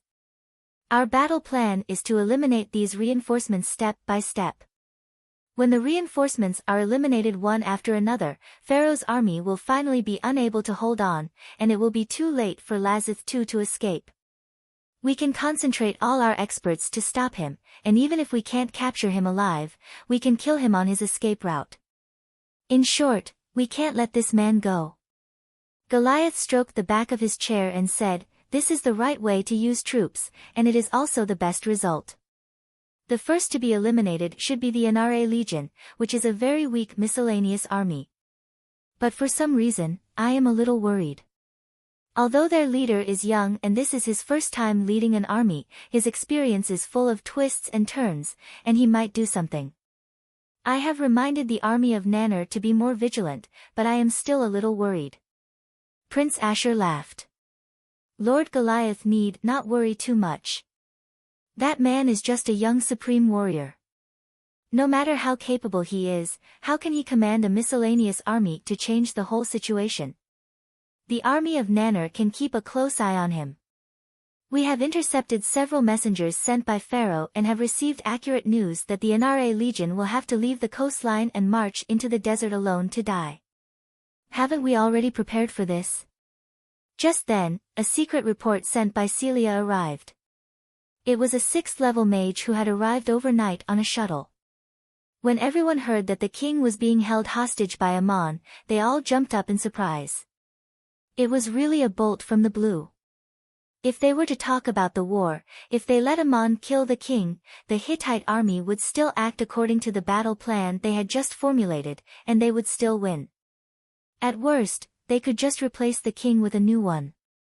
But no one could say such a thing, let alone do such a thing. On the other hand, the wavering of the morale of the army was immeasurable. The situation of the battle might have unexpected changes. The first thing to consider was how to rescue the king. After an emergency discussion, the lords decided to let Prince Ashur stay in the army to temporarily command the overall situation, while Goliath personally drove the shuttle to the king's camp with the prime minister. Goliath did not bring a single guard with him. The supreme mage saw the situation very clearly. There were only 2 assassins, and they were relying on the king in their hands. No matter how many people went, it would be useless. Not to mention that Goliath himself was already one of the best masters in the Hittite kingdom. The other party must have captured the king to ask for peace talks. Those present should be important ministers of the Hittite kingdom who kept their word. Only then would they be able to decide many things on the spot. Madanzo and held the king hostage and rested in the tent. There was no movement throughout the night. The next morning, the sun shone brightly, the air in the wilderness was very fresh, and the clear and melodious chirping of birds could be heard in the jungle. A few years ago, this place was still a desolate desert, and there were no birds chirping. After the flood, too many changes had indeed taken place. Celia used detection magic to scan the movements in the tent. The king and the two assassins had always been there, but then her detection magic encountered another disturbance. The other party seemed to be using magic to detect the surroundings, but did not reject her snooping. "Warriors, we have brought breakfast to His Majesty the King. You also need to eat, please open the tent." Taking the opportunity to deliver breakfast, Celia finally decided to enter the tent to see the situation, at least to make sure that His Majesty the King was safe and sound. "There's no need for breakfast. We are here as guests, so we can't neglect the host. We are preparing to serve His Majesty the King. If you want to see the king, then come in." Ah's voice came from the tent, and the heavy curtains of the front tent rolled upward without any wind. The lineup of food delivery was really strong. Celia held a staff in her hand, and a tray floated in front of her. Aruka and Afi, the two supreme warriors, carried weapons on their waists, and each held a tray of food. They followed into the front tent. Then everyone's eyes widened, as if they had seen something even more incredible than the king being kidnapped. There were 3 people in the front tent. Ah was standing by the table, boiling soup in a utensil that no one knew where he got it from. No wonder when the tent curtain was lifted, she smelled a fragrant aroma. There were also a few pieces of baked bread beside his hand. The king sat on the seat opposite Ah, and in front of him was an empty plate and a glass of wine. The wine had a light rose smell, and was very mellow. It was obviously a rare good wine. Madanzo stood beside the king, holding a sharp dagger as if he was trimming his nails. The tip of the dagger was pointed at the side of the king's neck, and with detection magic, there was a burst of roaring coming from the dagger, with a shocking power that struck the mind. In the middle of the table, there was a magic artifact. The base seemed to be made of gold, and it was engraved with strange patterns. It looked like a lamp, and the parangan at the wick seemed to be emitting an invisible light. This was the shadow-chasing lamp, and it was currently placed in the eye of a divine formation. Looking at the 4 corners of the tent, there were actually several Taraculus and Ventisalamus placed in order, forming a very intricate divine formation. It could detect all sorts of movements inside and outside the tent at any time. If one were to use their magic power to activate it, its detection range could completely envelop the entire camp and the sky above. What was seen in the front tent was only a corner of this magic formation. In fact, Ah used the 3 spaces in the front and back of the tent to form a magic formation, using 12 Taraculus and Ventisalamus respectively. Not to mention how amazing the effect of this magic formation was, just the value of the artifact used was shocking. Celia originally wanted to find an opening to rescue the king. What she was afraid of was the Tiamat's wrath in Ah's hand. But at this moment, seeing this magic formation and the dagger in Madanzo's hand, the supreme mage realized that even without the Tiamat's wrath, she would not be able to rescue the king safely from the hands of the assassins. This magic formation was in a constant state of alertness. As long as there was any movement in the surroundings, the shadow-chasing lamp would immediately react. There was also something else that was slightly surprising. To maintain the operation of this magic circle, it did not require a lot of magic power. However, to monitor the surroundings day and night, it would consume a lot of magic power. Ordinary mages might not be able to bear it. And now, it was obviously Madanzo who was operating the magic formation. It seemed that both of them were proficient in magic and had a continuous supply of magic power, so they did not care about the magic formation. But compared to the other matter in the tent, this magic formation was nothing. Ah and Madanzo did not forget their etiquette. The king sat while they stood, one making breakfast, the other standing at the side like a guard. But the king did not sit in the middle of the table. Instead, he sat on the left side of the table, where the ministers usually sat during meals. On the throne in the middle of the table, there was actually a cat squatting. Of course, a cat was not as tall as a human. Was really careful and considerate. He found something to pad the chair so that the seat was level with the table, so that the cat could squat on it and reach the things in front of it. In front of it was a bowl of soup, a few fragrant roasted paws, and a whole bottle of wine next to the cat. The cat was holding the bottle to its mouth and drinking happily.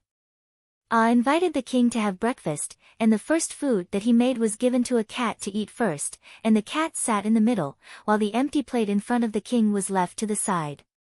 Looking at Os in different expression, seemed to think that this was reasonable, and the cat accepted it calmly. Celia was so angry that her face changed. The plate floating in the air fell on the table. She pointed her staff at and said, "How can you be so rude? Where did this cat come from? You actually dare to let it sit on His Majesty's seat?" Schrodinger's paw released the bottle of wine, and raised his head to look at Celia. His expression was like that of a person, calm with a sneer. He then glanced at King Hittite, and lowered his head to continue drinking the soup, not even making a sound. Chien bowed, and explained politely, "This is my cat, called Schrodinger. It sneaked in last night. I hope it did not disturb your rest. It is already used to this. Can't you see that I am also standing at the side? I have not done anything disrespectful to His Majesty the King. I am personally making breakfast." When Gang first came into contact with Schrodinger, he only felt that the cat was arrogant. But as time went on, he found it more and more interesting. In fact, the cat did not change at all. It was only the person beside the cat that changed. Therefore, he felt that it was even more inconceivable. When Gang was just a noble miner, this cat that could write sacred texts was very good, and there was nothing wrong with it. But when Gang became a great warrior and great magician, and rose to the top ranks of the continent's strongest, Schrodinger was still very good. When Gang became the commander of the Empire of Igut, even when he was commanding thousands of troops, Schrodinger was still very good. Now, Hittite king was sitting at the side, and Schrodinger was still high and mighty. Seeing that Celia was pointing her staff at Madanzo without saying a word, but had already pressed the tip of her sword to the back of Lucier King's ear, Celia took a step back and shouted with a red face, "This is a humiliation, I cannot accept it. Don't think that you can do whatever you want just because you are holding the king hostage. No matter how this matter is resolved, I will make a human request, and I will duel with you." Usually, duels were the result of noble warriors who had nothing better to do and had nothing better to do. Who would have thought that this supreme mage would also make such a request to Gang after being angered? Gang asked while boiling soup, "How do you want to duel?" "Celia, a human duel between the two of us. I can't forget the humiliation you brought me today. You held the king hostage in front of me, and you even made His Majesty the King give a cat to accompany him. After this war is over, I will summon my spiritual beast, and you will bring this cat. We will have a real duel. My name is Celia, a noble of the Hittite royal family and a supreme mage." Gang raised his head and said, "My name is Gang, the son of a miner in the town of Duk, and I am currently the commander of the Empire of Igut. I accept your request for a duel, but that will have to wait until after the war is over, if we are both still alive. Dear Supreme Mage Celia, I know you are not satisfied.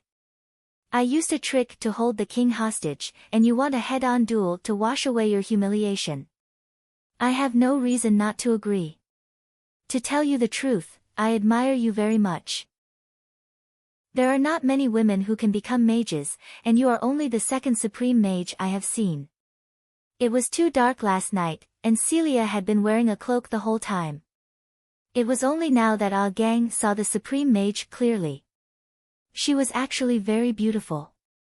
After taking off the cloak, the skin of her face and hands was as white as cow's milk, like snow under the sun, not tanning no matter how much the sun shone on her.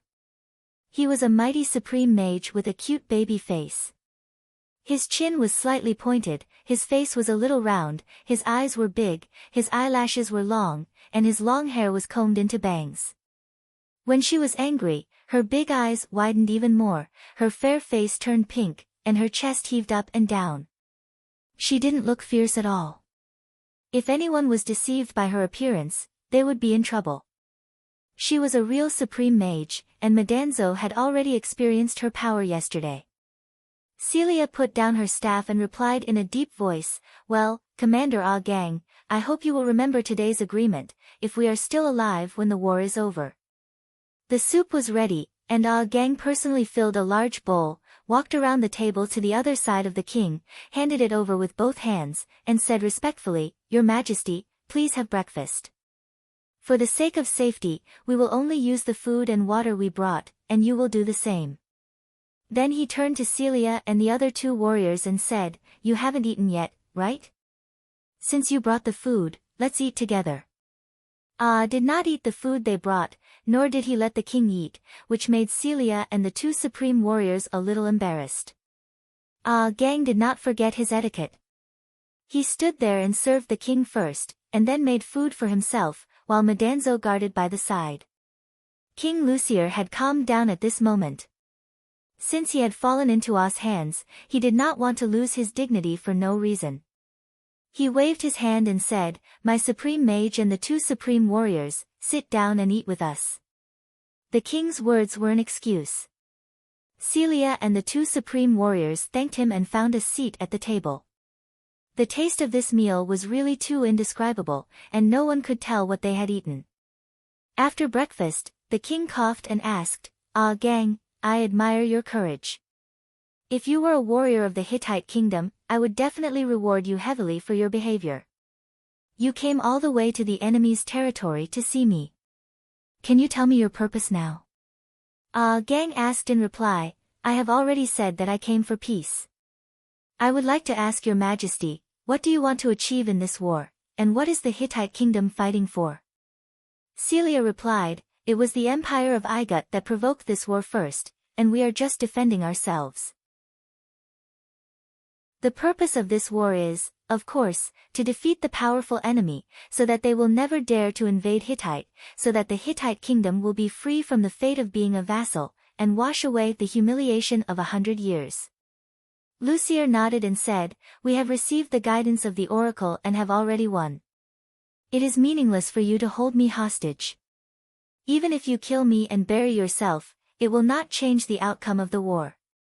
Ah Gang frowned slightly and suddenly asked, "Is it the oracle of Enlil? Does it also say that all the temples of Horus in Hittite are to be demolished?" Lucier replied, "That's right. The temples built by the various cities of Hittite for the king of Igut, Horus, is a symbol of submission. Of course, they have to be demolished." Ah Gang lowered his head and began to count his fingers, saying, "First, the empire of Igut must promise not to invade Hittite again. Second, the Hittite kingdom must no longer pay tribute to Igut. Third, all the temples of Horus in Hittite must be demolished, and no longer accept the imposed faith." This is actually an extension of the second point. If you achieve these goals, can you sit down and negotiate? Lucier glanced at Madanzo, who was holding a sharp sword beside him, coughed lightly, and said in a dignified tone, "If these 3 goals can be achieved, it means that Hittite is victorious, and there is no need for the soldiers to bleed anymore. Why can't we negotiate? But you kidnapped me and made me put forward the conditions. With your identity as a commander, can you meet these requirements of Hittite?" Ah replied, "I am not here to assassinate, and I do not want to die. I am here for the sake of everyone on both sides. If the empire of Igut agrees to these conditions, and both sides swear in front of their respective gods, then this matter can be resolved. Naturally, I will not hurt His Majesty the King." Celia sneered and said, "Can you make Pharaoh agree to these conditions by talking empty words here?" Ah laughed. "I am also clear about the situation on the battlefield. Does Pharaoh have any other choice? Moreover, the people who have the final say in both countries are at the front lines at this moment. If they want to talk, they can talk at any time. Great Mage Celia, you must have sent someone to inform the front lines. When the time comes, we will discuss it here. When there is a result, I will send someone to send a letter to Pharaoh. Celia asked again, what if Igot refuses? Ah, if that is the case, I will release His Majesty the King and ask His Majesty the King to forgive me for today's offense and let me return to the Inare Legion to continue fighting on the battlefield. But if Igot agrees to these conditions, then please end this war and sign a peace treaty between the two countries. His Majesty the King needs to be alone to think about it. Please leave after you have finished eating. The discussion at breakfast was just a test. No matter what the decision was, it could not be made by the king and the few guards around him. Even if the king reluctantly gave an order in this situation, the army at the front lines might not be able to carry it out. There were 3 meals a day. Even if I could choose not to eat, the king could not go hungry. At lunchtime, the commander of the army of Nanner, Oroben, and the chief priest Vivian arrived. Opened the large tent and invited everyone to come in to eat with the king so that they could see that the king was still safe. The scene at noon was finally not so awkward. Because Schrödinger only ate 1 meal a day and did not attend the lunch, the king sat in his own seat. Cooked the meal himself and invited the king to eat first. Even the water he drank was taken from his spatial artifact. Oroben was also a supreme warrior, and Vivian was, of course, a supreme mage.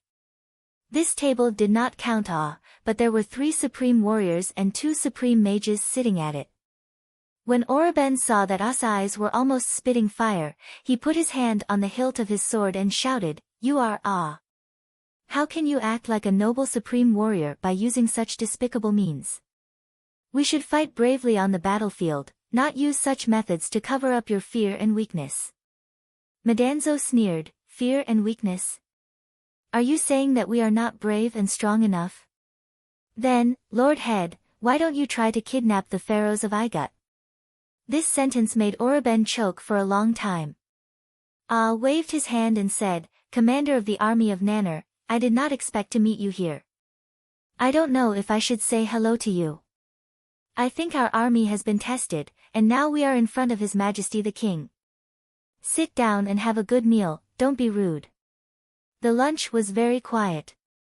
During the meal, the old topic was brought up again. Still advised Hittite to negotiate peace, to get Igot to agree to the 3 conditions and withdraw his army. Both sides would then end the war. Oroben and Vivian could not make the decision. The king did not express an affirmative opinion. He could not make any decisions under such circumstances. When Vivian came, he also had the intention to rescue the king. But after studying the situation in the big tent, especially after seeing the magic array set up by Abu and communicating with Celia for a long time, he was not sure that he could safely rescue the king from A's hands. He could only continue to wait. It was like looking forward to the stars and the moon. At dinner time, Gallier and Juguli, the commander-in-chief of the battlefield and the prime minister of the kingdom, finally arrived. This dinner was the main course and highlight of the day. The moment Goliath arrived, he immediately requested to see the king. After obtaining the king's approval, he immediately ordered Oroben and Vivian to return to the main camp. They should not neglect the war at the front. Goliath understood the situation. It was impossible to rescue the king directly from A. Even without Tiamat's wrath, would definitely be able to kill the king before he was defeated. If he only wanted to defeat Goliath, he could do it alone. But now that he was holding back, no matter how many experts he sent, it would be useless. During dinner, the king sat in the main seat. Madanzo stood beside the king with his sword in hand, like a loyal guard. The lamp on the table emitted a soft light that illuminated the whole big tent. Sat on the left side, while Juguli and Goliath sat opposite him. The scene looked like the king and a group of ministers were having a discussion overnight. After understanding the situation, Goliath stroked his beard and asked with a smile, "I admire your actions, but why do you think that we must accept your proposal? Child, Have you ever thought of another possibility? That you can't escape from here. If you continue like this, when the Igut army is annihilated, the Hittite kingdom will still be able to achieve its goal. Think about your fate. You can't hold the king hostage forever, and you can't trap yourself here forever. Ah replied with a smile, I have thought of this possibility, but I'm just trying my best to try. Esteemed Supreme Mage, may I invite you to play another game of chess? The chessboard and chess pieces are ready. Chapter 134. Leave a seat empty. The first chess piece that moved was the Inare Legion that he himself led to attack the army of Nanar's camp in the north of Hittite. He said calmly, this afternoon, the army of Nanar's commander has arrived. I believe Sir Goliath has already met him. This battle is over. I have not lost in this flank battle. I can still launch an attack at any time. Goliath nodded. I admire you for being able to train a miscellaneous army to what it is today. The army of Nanar is indeed losing the upper hand. As he said this, he moved the army of Nanar's camp back a step and smiled. Then I will let you take the first step.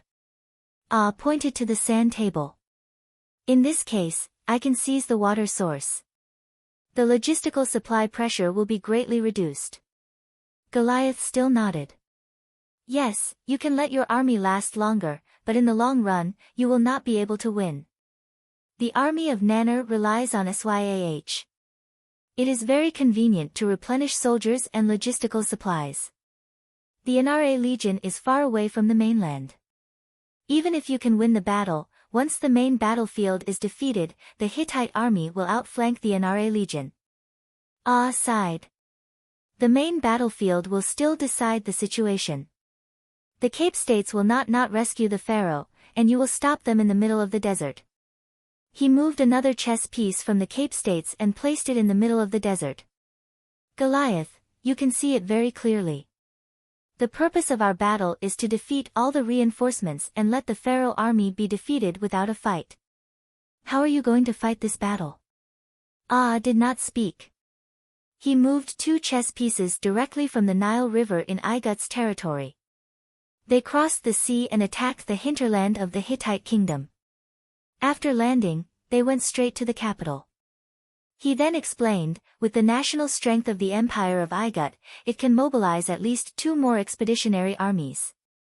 This time, the pharaoh did not use the navy. If we give up the battlefield here and attack directly from the sea, will you be able to return in time? The army of Nanar that was originally stationed at the coast has been targeted.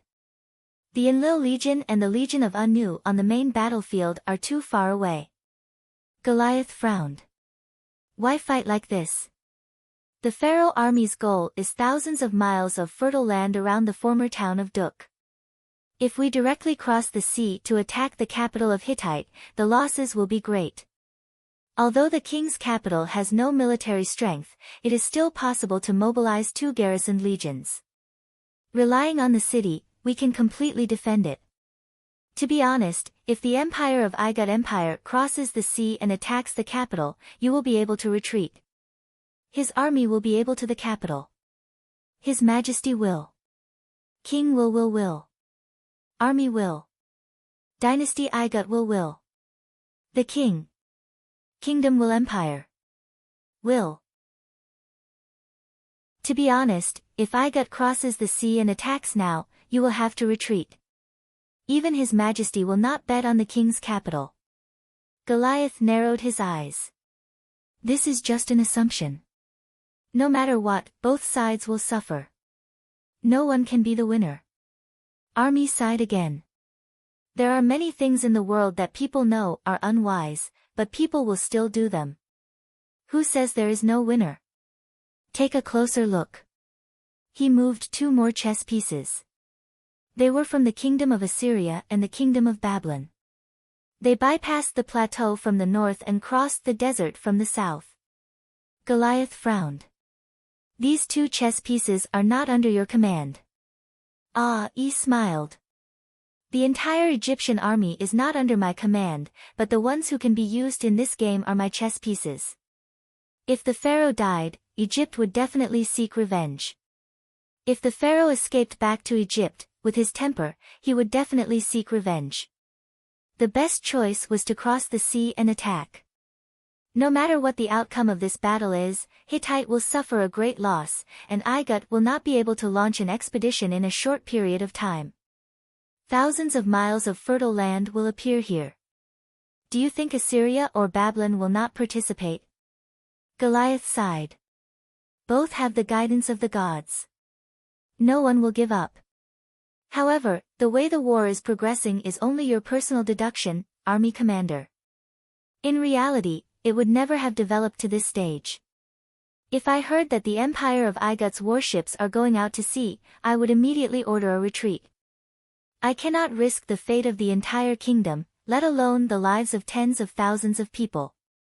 It is a pity that you are not the pharaohs of Igut, Lazith too. Juguli, the prime minister of the kingdom, also understood the situation. He suddenly said, there is another way to play this game. Let everything on the sand table not happen. The supreme mage Celia asked curiously, My Lord Prime Minister, what do you want to do? Juguli glanced at Goliath but did not speak. Goliath was also silent. Army of God smiled and explained to Celia, My Lord Prime Minister's method is very simple. Kill me. Then he looked around the table and said, Killing me is simple. Just mobilize a large number of troops to besiege this tent. My lords can hide far away and not be affected. But there are two things to consider. First, even if I die, Lazith II or the next pharaoh of Igut may still do as I said. Second, if I die, how long can you keep the news of the king's death under wraps? And which prince do you intend to support to succeed the throne? The faces of everyone present, including Lucier, darkened. The king's gaze towards the prime minister became incomparably gloomy. Juguli hurriedly bowed and explained, Your Majesty King, that is not what I meant. The king's tone was low, but there was no obvious anger, My Lord Prime Minister, I know that you are loyal to the kingdom. We are only discussing various hypotheses here. If you have anything to say, you can say it. I am the king, and if necessary, I will sacrifice myself for the kingdom. Please continue. The prime minister nodded to the king in gratitude, then continued, I cannot guarantee my own survival, but since I am here, I am not afraid of death. If the king of Hittite dies here, what will the consequences be? Madanzo, tell me about it. Madanzo finally found a chance to speak. He held the dagger in his hand and said, If the news is kept under wraps, not only will the morale of the army waver, but the Hittite army will also emerge victorious. But as far as I know, His Majesty the King has not appointed a successor. This time, he brought Prince Ashur with him, and the Prime Minister is also in the army. As for the capital, he left your eldest son, Anes, to oversee the country, and the Minister of the Interior to assist him. These two princes should be His Majesty the King's favorite sons, and he is hesitant about who will inherit the throne. Both of them have ambitions for the throne, and they have the support of various factions around them. If His Majesty the King was still around, there would naturally be no problems. But if he suddenly died here, the situation would become complicated. Prince Ashur controls the army, and as long as the people around him support him to ascend to the throne, they will all be rewarded. But Prince Anes has the advantage of staying behind in the capital, and he can accuse Prince Ashur of regicide and succeed the throne on his own with the support of his ministers. There is no need for foreign enemies to attack, the Hittite kingdom has its own internal affairs. I am a straightforward person, and I will say whatever comes to my mind. Your Majesty the King, please do not blame me. Before coming, the Supreme Mage George had analyzed the situation in the Hittite kingdom, and it was indeed facing a struggle for the throne. In particular, one prince was leading the army outside, while the other was supervising the country in the capital. Once the king died and there was no official designation of a successor, the possibility of such an internal affair happening was very high. Metatro applied what he had learned on the spot and said this prediction in front of everyone. Goliath and the other ministers did not dare to speak. Although the issue of the succession of the two princes was an open secret, everyone would only discuss it in private. Otherwise, it would cause unexpected trouble. The only one who could speak was the king himself. Lucier said slowly with an inexplicable sense of exhaustion, "In fact, Lazith too is in the same trouble. If he dies during the expedition, the Empire of Igut will also have a struggle for the throne, and I'm afraid it will take some time." Aenys smiled and said, "That is true, but your majesty should think about yourself first. You are a noble king, there is no need for you to be buried with me." The king finally looked up and asked, "My lords, if Igut agrees to all our conditions, and the Hittite kingdom wins without a fight, what conditions will they propose?" Goliath and Juguli looked at each other and replied, "That will have to be asked by Pharaoh and the ministers around him. I'm afraid Commander Aenys cannot make the decision." Aenys thought for a moment and said, "I have a suggestion. The two countries should sign a peace treaty of non-aggression. The specific content can be discussed, and an oath must be made before their respective gods.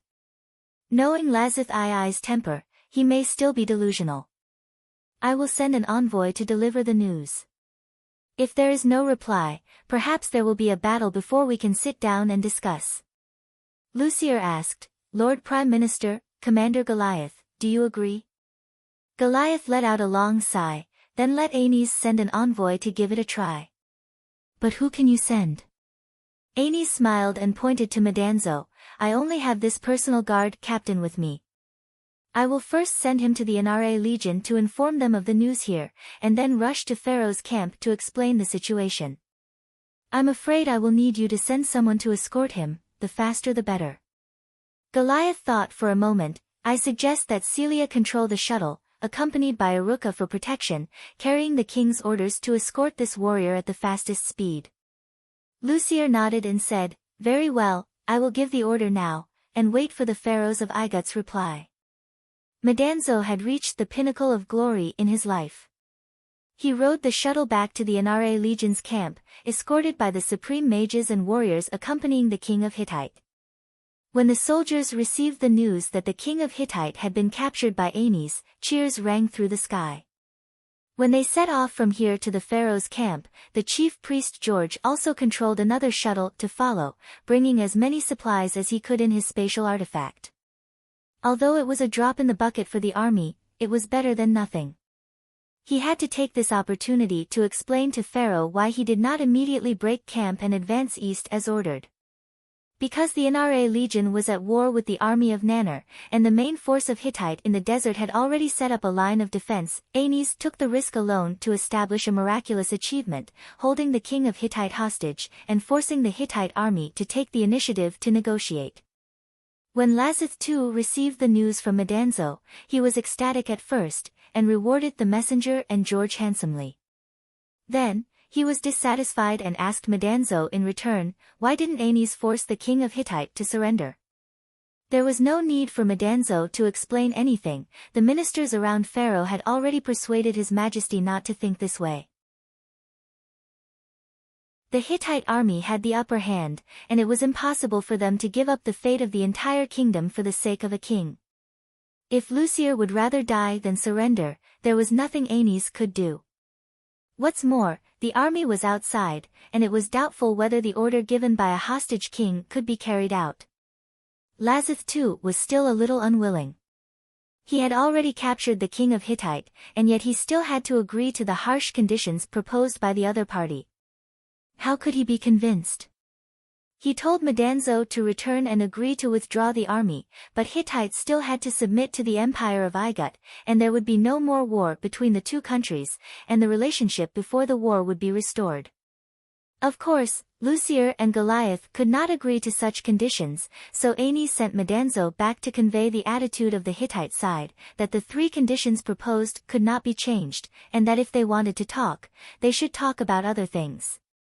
It was true that when Pharaoh opened his mouth, Madanzo had to travel back and forth several times in a few days. Fortunately, there was a supreme mage driving the shuttle, or he would have died of exhaustion. It was not easy to be a hero. The reason why Pharaoh was hesitant was that he still had hope for the situation of the army, and hoped that the reinforcements from the Cape States would arrive as soon as possible. While Madanzo was flying back and forth, another battle broke out in the desert. The reinforcements from the Cape States were defeated, and they could not cross the line of the Hittite army to join up with Pharaoh. The Igut army was facing the situation of running out of food and water, and even their arrows were running low. Pharaoh finally decided to bow his head. At the same time, there were several other things that worried Hittite, and they decided to negotiate peace as soon as possible. According to the secret reports, the kingdom of Babylon was gathering troops in the city of Uruk. The Uruk legion led by Gilgamesh seemed to be on the move, but it was unknown what their target was. Babylon was a coalition of city-states, and all the legions were named after the city-states. Among them, the Uruk legion led by Gilgamesh and Enkidu was the strongest. On the other hand, Igut had also gathered 2 legions. The Geb legion was already on its way to the Cape States, and the Osiris legion was a navy legion that had appeared at the mouth of the Nile River. Although these 2 legions could not make it in time to reinforce Pharaoh's army, Hittite would have to pay a huge price if they were to join the battle.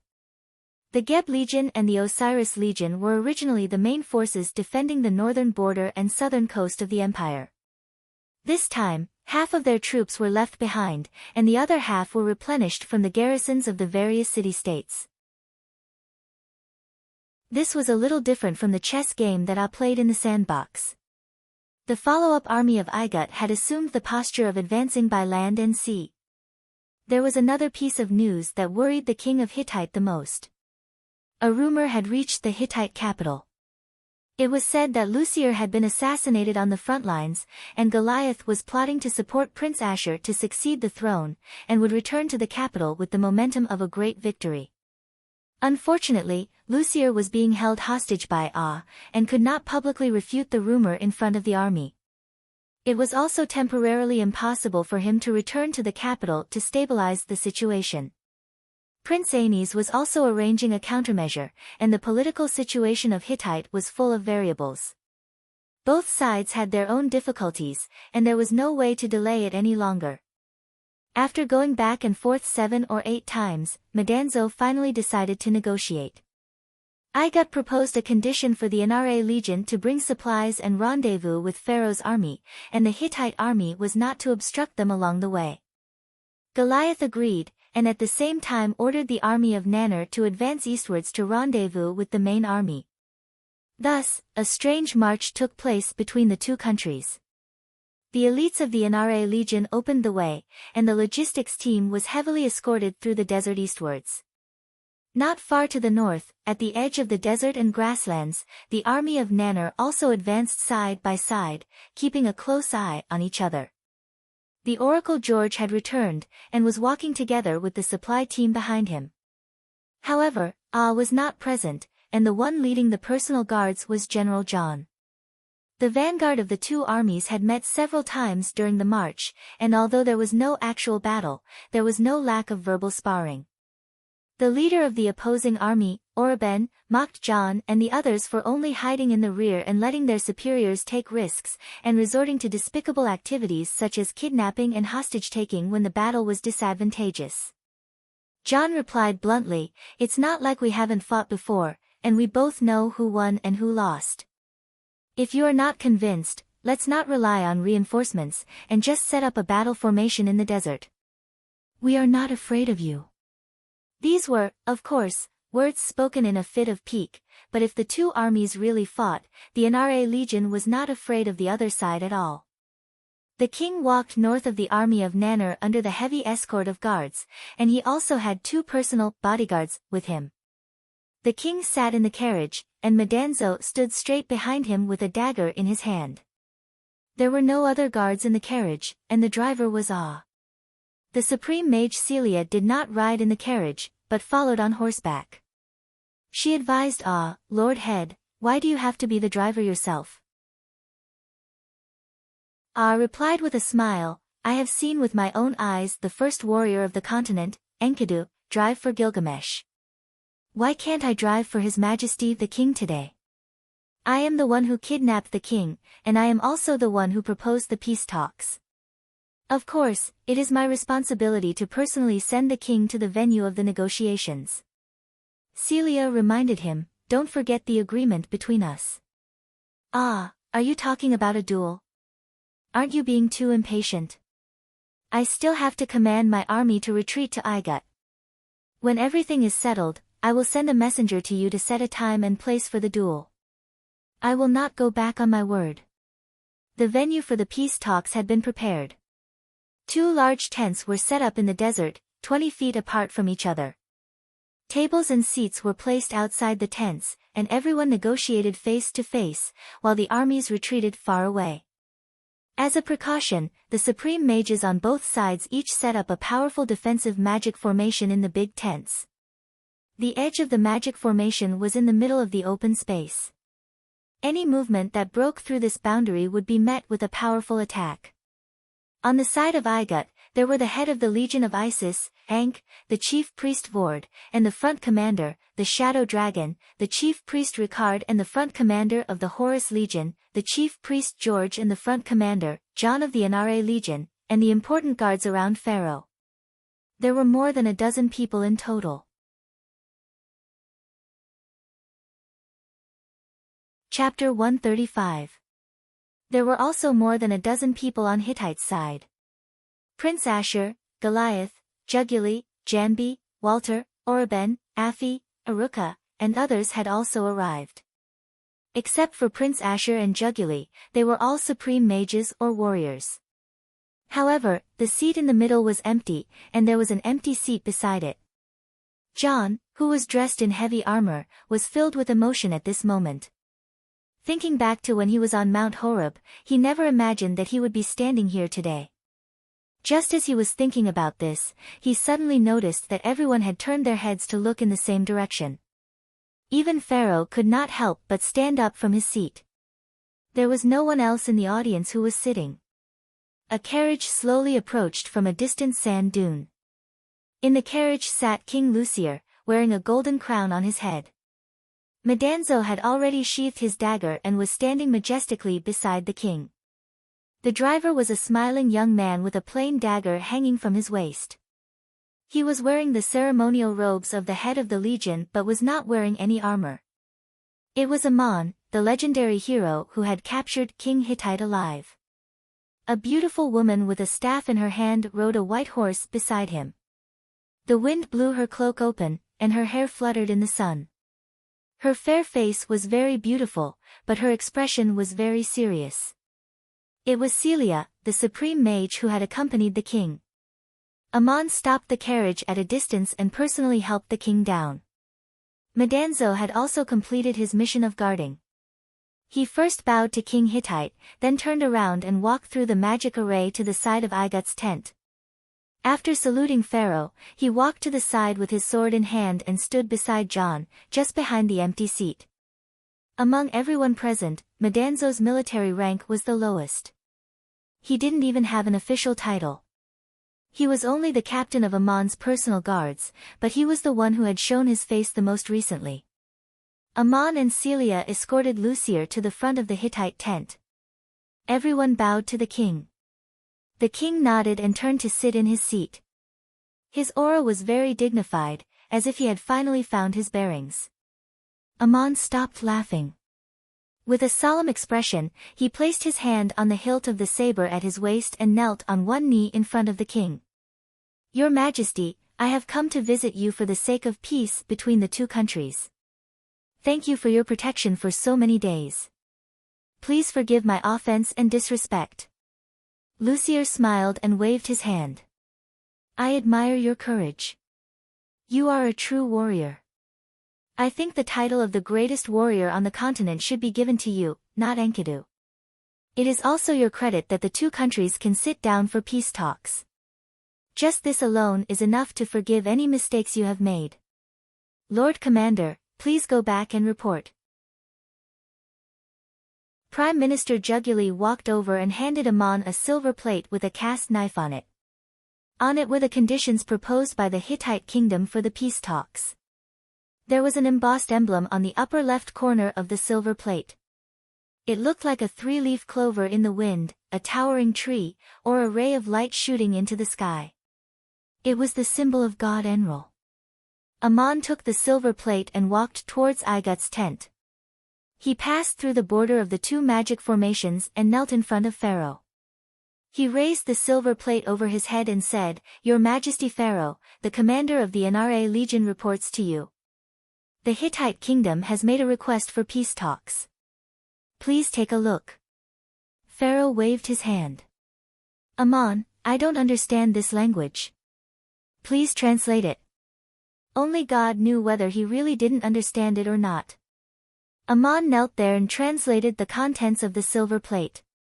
The oath was usually written on clay tablets, but for such an important occasion, the Hittite kingdom had specially prepared a document cast on a silver plate with the emblem of Enlil on it, indicating that the oath had been taken before the gods. After Aman finished reading, someone took the silver plate. Pharaoh lowered his head and smiled. "Commander of the Legion of Aman, my respected supreme warrior, I have long heard of your name and noble and selfless character. Today is the first time I have seen you in person. I didn't expect you to be so young. This time you have led the Nra Legion and made an unprecedented contribution. When you return to Igut, you can ask for whatever reward you want. Sit down first, my warrior." Aman came to the empty seat and sat down. His mission had finally been completed. He didn't say a word during the whole process of the peace talks. He seemed to be quite low-key. The following time belonged to Pharaoh and the king. Goliath, Juguli, Janbi, Ricard, Vord, and Vladislav also participated in the discussion. A real peace treaty would naturally not have only 3 conditions. To Aman's surprise, Pharaoh and the king became more and more relaxed as they talked. In the end, the atmosphere was quite lively. Finally, 2 gold plates were taken out. Goliath and Ricard cast a spell to engrave the first clearly written peace treaty in the history of the Heavens Pivot. Each gold plate was engraved with cursive script and blade script. The front was written in hieroglyphs and the back was written in secular language. In addition to the emblem of Enlil, there was also a relief of an eagle on the upper left of the cursive script. That was the emblem of Horus. The general content of the peace treaty was as follows: 1. The 2 countries shall coexist peacefully and do not invade each other. No one shall send troops to attack the other's city-state. 2. When attacked by a third party, the 2 countries shall provide each other with help to the best of their ability to resist the common enemy. 3. The Saya Desert and the plains of Duk are buffer zones. Explorers of both countries can enter and pay taxes to their respective city-states and countries when attacked by a third party. 4. The 2 countries promise to return each other's fugitives to their original owners. The main content of the peace treaty was the above 4 conditions. Of the 3 conditions originally proposed by Hittite, only the first was officially written down. As for the other 2, breaking away from the status of a vassal state and dismantling the Temple of Horus in the territory, the official text of the peace treaty was not written down. Because there was no need to write it down. As long as the peace treaty was signed, Hittite's status as a vassal state was self-evident. As for whether or not to dismantle the Temple of Horus after returning, it was entirely their own business. There was no need to write it down on the gold plate and anger the gods. The peace treaty also mentioned that the 2 countries would work together to resist foreign enemies, which was obviously aimed at Assyria and Babylon. If these 2 countries attacked and fought for the thousands of miles of fertile land, Hittite would have a hard time, so it was better to get a symbolic helper to avoid being besieged on 3 sides in the future. That fertile land now had an official name, the Plains of Duk. From the content of the peace treaty, explorers from both countries could enter the Plains of Duk, either to open up the wilderness, mine for gold, or hunt monsters, but they had to pay taxes to their respective countries. The Empire of Igut had obtained the right to enter the Plains of Duk, but in reality, it did not mean much. Because from Igut's mainland to the Plains of Duk, one needed to cross thousands of miles of the Saya Desert, and if people from both sides could enter freely, the Plains of Duk would naturally still be controlled by the Hittite kingdom. As for the last clause, returning the fugitives to their original owners, it was proposed by Pharaoh. Originally, they were discussing the return of prisoners of war. In normal wars, prisoners of war would become slaves of the other side, and since it was a peace treaty, of course, the prisoners of war had to be released. And the laws of both countries had clauses that prohibited hiding fugitive slaves, so Pharaoh proposed to make an extension in the peace treaty, so such a clause was added. Aman frowned slightly when he heard this last clause, but did not say anything, because all the lords present had unanimously agreed, and no one had asked Aman for his opinion alone. The two supreme mages completed the casting on the golden plate on the spot, and each side kept a copy, both to be brought back to the shrine as a symbol of eternal preservation. This war with countless deaths and injuries actually ushered in a happy ending.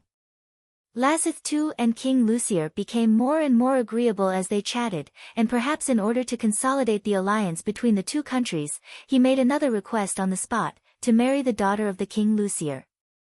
What the hell was this? Aman frowned again, and looked at Celia opposite him with a somewhat displeased expression. She was a noble of the royal family, and the daughter of the king was Celia's cousin, yet Pharaoh actually made this request. To Aman's surprise, Lucier was very happy to agree, and agreed on the date of the wedding on the spot. Now, Aman had kidnapped His Majesty Pharaoh's father-in-law a while ago. After the peace talks, a large oval table was put together in the open space between the two large tents. People from both sides sat on one side and held a grand banquet, with wine and delicacies all over the table, all of which were rare delicacies in the world. Aman sat silently in a corner, watching the good show from the climax to the end, trying not to attract attention, but unexpectedly, he still became the focus of everyone's attention.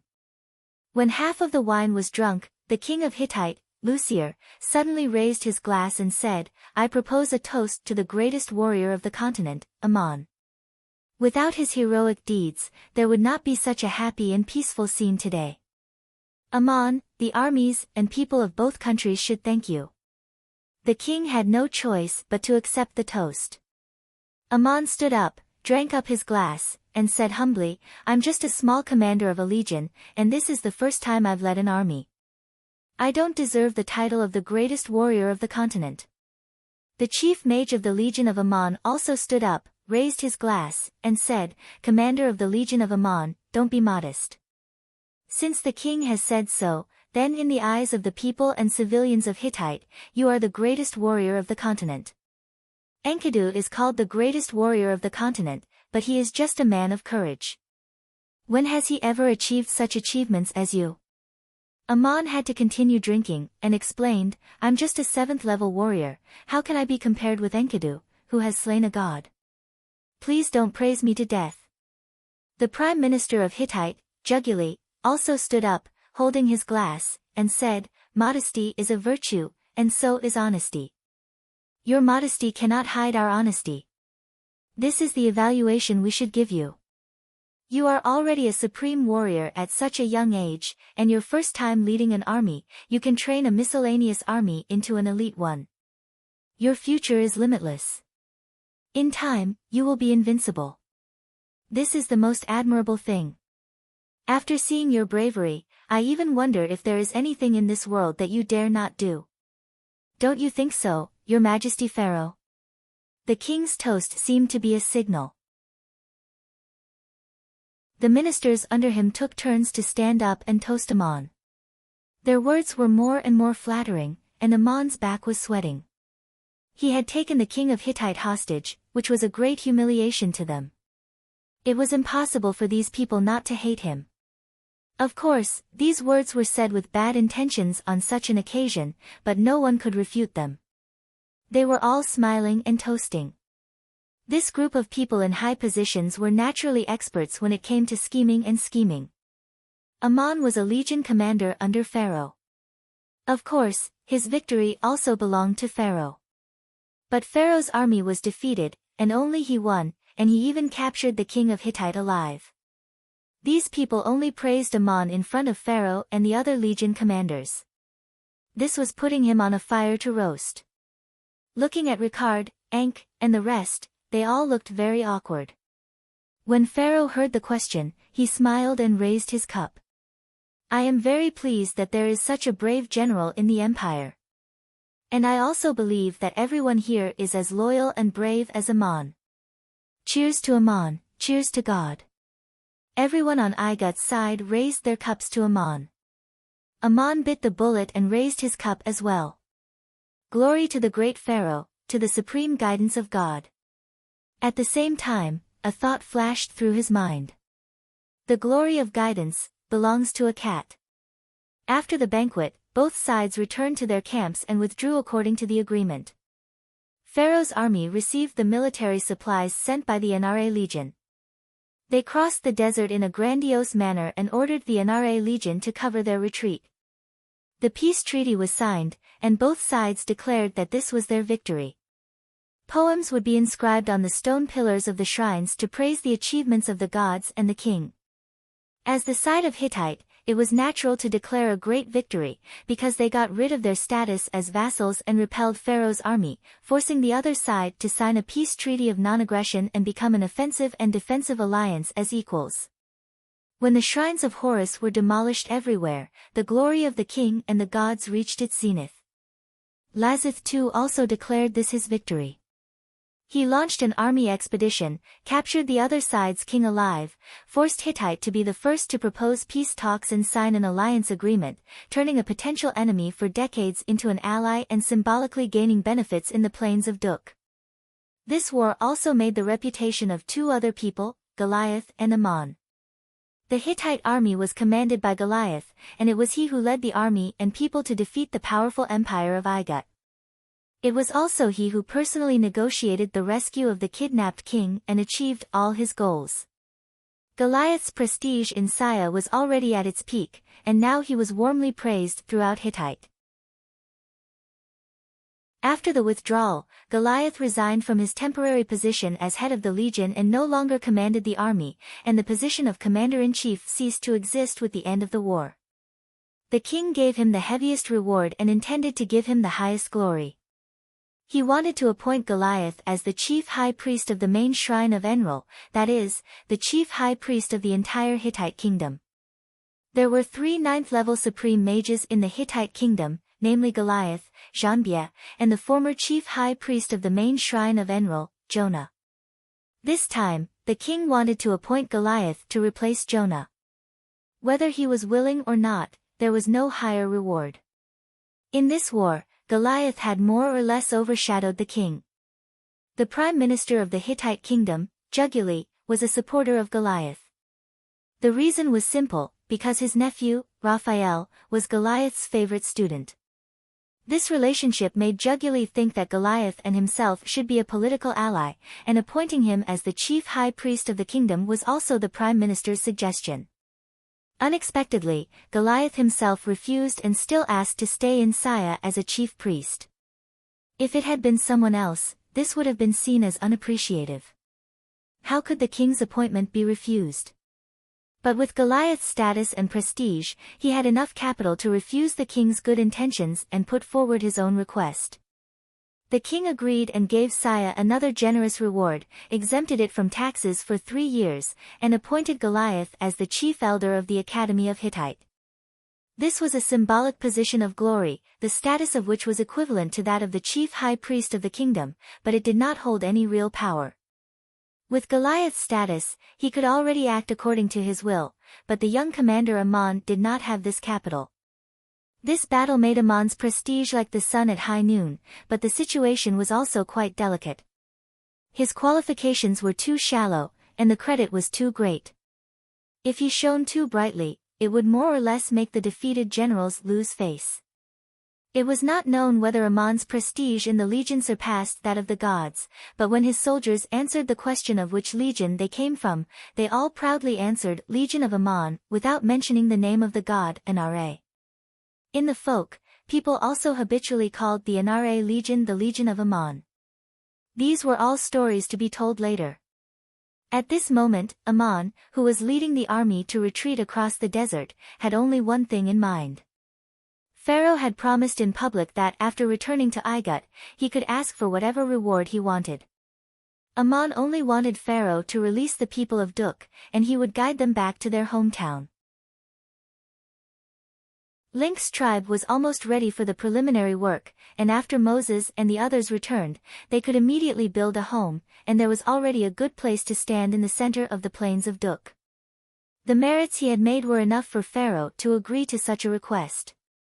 Maria had hinted and helped him on how to achieve his wish, and Aman had done it. The retreat was smooth and uneventful, and the morale of the Nra Legion was high. In the distance, their armor was bright, and compared to when they had just left Igut, it was as if they had been reborn. Looking at the commander of the front line, John, he looked like a majestic supreme general of the empire riding on a horse.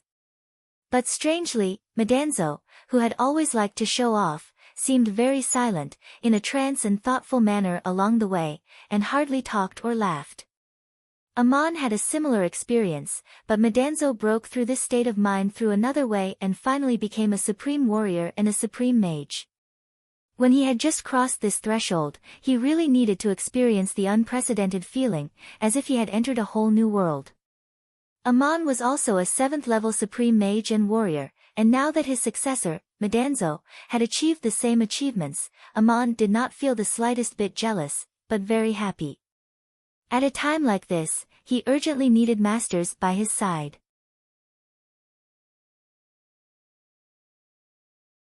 Chapter 136. However, the governor was not punished for this. Instead, he was rewarded by Pharaoh. He deserved the reward because the main responsibility for the defeat of the Legion of Set was Pharaoh himself. Pharaoh claimed victory in the war, so he naturally had to praise the generals under his command. On the other hand, Rod Dik returned to Sardinia at the fastest speed possible and gathered the remaining soldiers in the southern desert. Not only did he minimize the losses, but he also quickly organized reinforcements and ensured the stability of the rear in the Cape States. Rod Dik also played a big part in the smooth sailing of the Nra Legion's logistics fleet. When the army returned to the border of Igut, Rod Dik led the reorganized Legion of Set to the border to provide support. At the same time, he brought enough supplies for Pharaoh to reward the soldiers. This arrangement satisfied everyone. After suffering in the desert for so many days, Pharaoh entered the palace prepared by Sardinia to recuperate for a few days. After summarizing the war, he returned to the capital.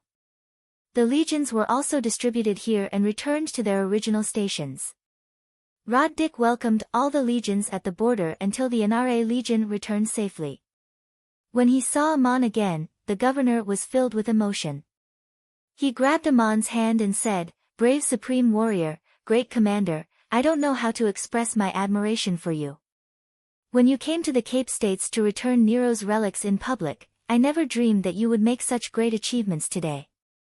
There were many things in the past that I have done to you out of selfishness."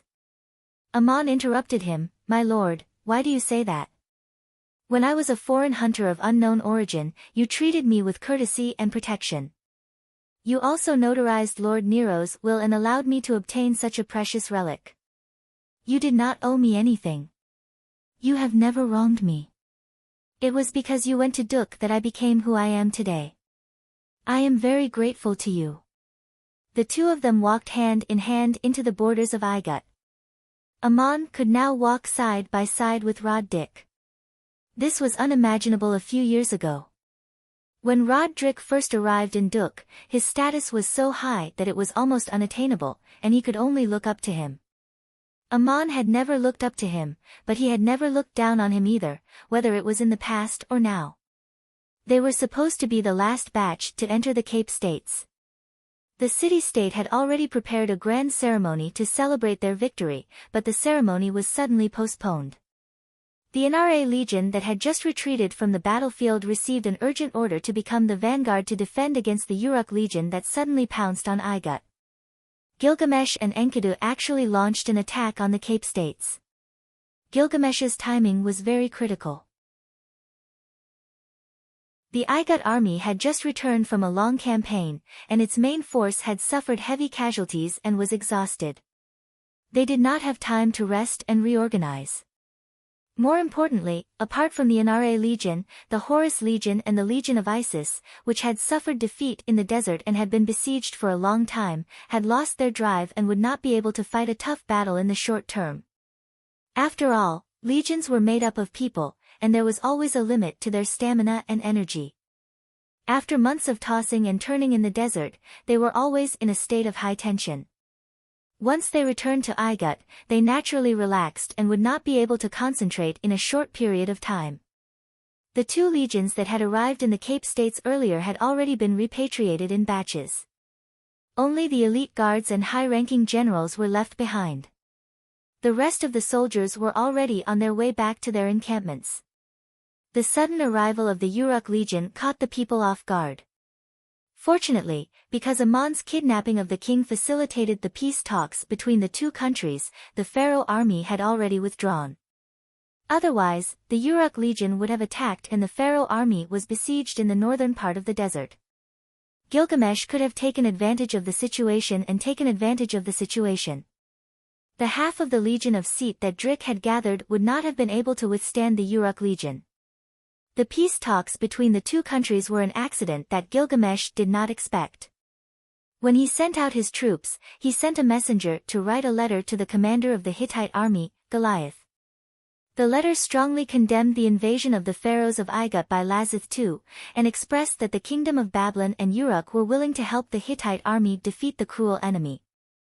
He would send troops to attack the Cape States, cut off the Igut expeditionary army's retreat, occupy their logistics base, and cooperate with the Hittite kingdom to annihilate the pharaoh army in the desert. If the war really developed in this way, the Igut expeditionary army, including the Anare Legion, would all be doomed. The Anare Legion, the Horus Legion, the Isis Legion, and the Legion of Set would all face the fate of being completely annihilated. Even if the other legions of the Igut army came to their rescue, they would not make it in time. At most, they would have to fight the Uruk Legion after the front line was defeated. Unfortunately, the situation changed too quickly. The moment Gilgamesh's messenger set off, the Igut army and Hittite army had already withdrawn from the peace talks. By the time the Uruk Legion entered the southern part of the Saya Desert, the pharaoh army had already led the main force back to the Cape States. Gilgamesh's plan to launch a surprise attack failed, but he did not change his marching plan. He continued to lead his army to the border. When Goliath received Gilgamesh's letter on the way back, he could only smile bitterly and let out a long sigh.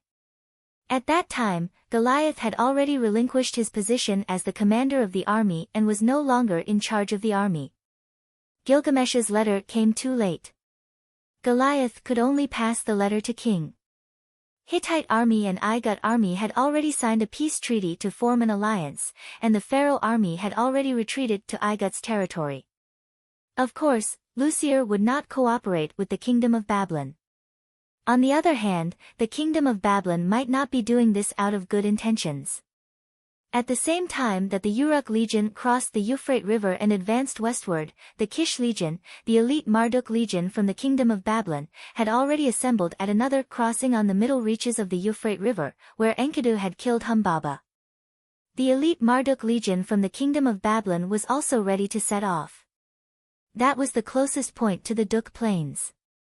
As long as they crossed the Euphrates River and marched along the edge of the mountains, they would reach the eastern shore of the inland lake 300 miles away.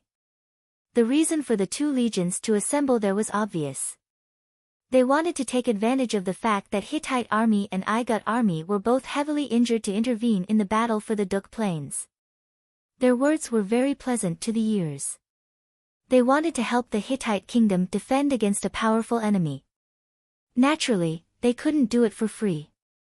After the battle, they requested the Hittite kingdom to express their gratitude, and the target was naturally the Duk Plains. Lucier ordered the prime minister to write a letter in reply, politely rejecting Gilgamesh's good intentions. He stated that Hittite and Igut had signed a peace treaty and formed an alliance to defend against foreign enemies together. There was no need for the kingdom of Babylon or Gilgamesh to worry about it. At the same time, Lucier sent someone to the Cape States by flying shuttle to deliver an urgent report, informing Pharaoh of the military developments of the Kingdom of Babylon.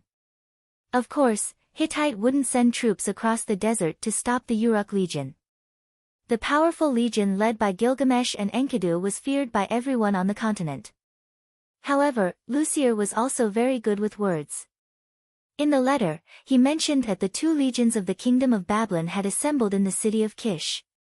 He also expressed the need to heavily guard the northern part of the desert and coordinate with Igut in the southern part of the desert. In reality, he meant that they should each take care of their own affairs. The Uruk Legion marched too quickly, and because of the outbreak of war, there were no merchant caravans in the desert. The news along the way was very tightly blocked. Pharaoh only learned of Gilgamesh's movements the day before he received Lucier's urgent report. Of course, he was shocked. Fortunately, the generals were all around him, and after a night of discussion, several urgent orders were issued. The Legion of Isis and the Horus Legion, which were being sent back to their bases in batches, gathered urgently. The wounded and sick returned to their bases to recuperate according to the original plan, and the rest of the soldiers were reorganized. The Geb Legion, which had rushed to the Cape States as reinforcements, was also preparing to return. At this moment, they hurried to the front lines. All these arrangements would take some time, and the most important thing now was to stop the Uruk Legion's first wave of attack. Under the suggestions of the ministers around him, Pharaoh ordered the Nra Legion, which was on the way back, to defend the border and face the enemy. He also appointed Amon as the overall commander of the battlefield. Rod Dik, who stayed at the border, became the battlefield's quartermaster. Amon was promoted from a legion commander to the overall commander of the battlefield. Not only did he command the Nra Legion, but he also commanded the remnants of the Legion of Set under Rod Dik's command. After the Legion of Isis and the Horus Legion reorganized and headed to the front lines, they would also be under Amon's command. Excluding the non-combat logistical personnel, the Nra Legion had yet to replenish its troops after returning from the war, and currently had more than 4,000 soldiers that could participate in the battle. The Legion of Set only had more than 2,000 soldiers that could participate in the battle. The Legion of Isis and the Horus Legion had more than 5,000 soldiers that could participate in the battle. Amon would command more than 13,000 soldiers and hundreds of priests. In the Cape States, there were more than 100,000 logistical personnel, as well as civilians who were transporting supplies and building fortifications. This was almost equivalent to Goliath's position in the previous war. Amon was caught off guard and was pushed to the heart of the struggle. Was Amon so highly regarded by Pharaoh and the ministers of Igut? In reality, this was not the case. This was a job that would only result in mistakes and no merits. It was a position that could even lead to death. It would be the same no matter who took it. Although Amon had been promoted, he would be the unlucky one who had to take the blame because he would definitely be defeated in the battle at the front lines. Uruk was the most powerful city-state in the Kingdom of Babylon apart from the capital, and the Uruk Legion was recognized as the most powerful legion on the continent. In the past few years, Gilgamesh had been secretly recruiting soldiers to train and expand his army. This time, with the main force of the Northern Kingdom covering and restraining them, he had no worries. Therefore, he attacked with all his strength. There were a total of 8,000 well-trained elite soldiers and nearly 100 priests. Even if Amon commanded the entire army to fight, he would not be able to win. Moreover, the Horus Legion and the Legion of Isis had not finished reorganizing and were heading to the front lines. With the current Nra Legion and the remnants of the Legion of Set, it was even more impossible for him to stop them. Legend had it that the greatest warrior on the continent, Enkidu, had the bravery of 10,000 men and could take the head of the commander of an army of 10,000. Whether the legend was true or not, there was no doubt that Enkidu had killed Humbaba. It was better for Amon to think about his own life. Before this, there was a very thought-provoking episode. When Pharaoh arrived at his palace in the Cape States, Amon was still leading the Nra Legion back. Pharaoh summoned his ministers for a discussion and issued an order for Ammon to resign from his position as the commander of the legion and return to the capital of Igut with him. There would be more important appointments and generous rewards. This decision could not be said to be unreasonable. The Nra legion was a newly formed, miscellaneous army. It was Ammon who had single-handedly built this elite division and achieved a glorious victory in the war. He had also made incredible contributions and his prestige in the army was like the sun at high noon. If Ammon remained as the commander of the legion and disobeyed orders, no one, including Pharaoh, would be able to command the legion. After all, Ammon was a foreigner and his foundation was still shallow. It was impossible for him not to be suspected. As for the reason why everyone was suspicious of him, it was needless to say. Therefore, Pharaoh and the ministers believed that Ammon should be given a higher position and more wealth, but he was no longer suitable to be in charge of the legion. Just as the envoy sent by Pharaoh left for the border to pass on the order, news of the Uruk legion's invasion arrived. Things took a dramatic turn. In an emergency meeting held in the palace, the ministers who had originally suggested that Pharaoh remove the legion of Ammon from the position of commander changed their attitude. They unanimously recommended that Pharaoh immediately withdraw the order and promote Ammon to be the commander-in-chief of the battlefield. And so, Ammon was promoted. This suggestion could not be said to be wrong. Through the recent war, it was proven that Ammon was indeed good at fighting. Moreover, his reputation was rising. Appointing him to the position of commander-in-chief was also expected. Pharaoh urgently sent a supreme mage to control the shuttle to catch up with the envoy who had already left halfway. He withdrew the original order and replaced it with a new one. As the Nra legion was carrying out a mission to cover the rear, Ammon, as the commander of the legion, was at the rear of the army. The vanguard of the Nra legion had already reached the border between Cape and the main city. Ammon did not receive the first order from Pharaoh, but John met the envoy on the way. John was furious when he heard the news. He drew his sword and almost wanted to cut the envoy. No one knew better than John how much effort Ammon had put into building the Nra legion. He had just returned victorious when he was stripped of his military power. The envoy did not dare to provoke the general, so he could only explain with a smile that Pharaoh's intention was to promote Ammon to a higher and more important position. John shouted angrily, "Bullshit! Ammon is a warrior. Is there a more suitable position than the commander of the legion? Even if he is to be appointed to another position, he can still be the commander of the legion. Such a young supreme general can't be the minister of military affairs of the empire, can he? Do you want a supreme warrior to be the high priest?" When John was angry, he spoke without thinking, and there was a murderous army around him. The envoy was so scared that he did not dare to say more. He could only explain that he was just here to deliver the letter and that this was the decision of Pharaoh and the ministers. Just then, Julian arrived with the latest order in the shuttle. Ammon was not only still the commander of the Nra legion, but also the commander-in-chief of the battlefield. John breathed a sigh of relief. Following this order, he immediately led the vanguard back to the border to meet Ammon. On the way back, Ammon received the latest order from Pharaoh. The messenger was Julian, who had a grudge against him. Julian was also the chief priest of the Legion of Set and would stay at the front line under the command of Ammon. Ammon did not know what the supreme mage was feeling at the moment. From a selfish point of view, would he be waiting to see Ammon be defeated? But on the battlefield, if the front line was defeated, Julian, as the chief priest of the Legion of Set, would not have a good ending.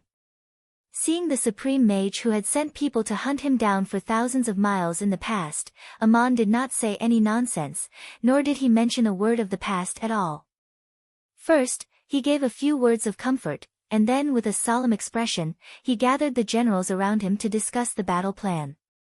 Now the troops that could be assembled at the border were the majority of the Nra legion and the remnants of the Legion of Set.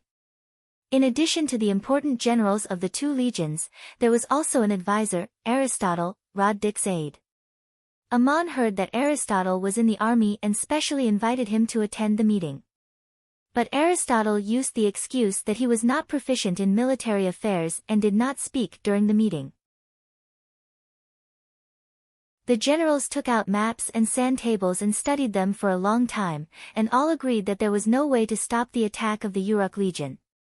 George sighed and said, based on the current situation, even if the Horus Legion and the Legion of Isis regroup and rush to the border, it will be difficult for us to face the Uruk legion head-on. John asked impatiently, aren't those two legions known as the most elite forces of the empire? George wanted to say something, but hesitated.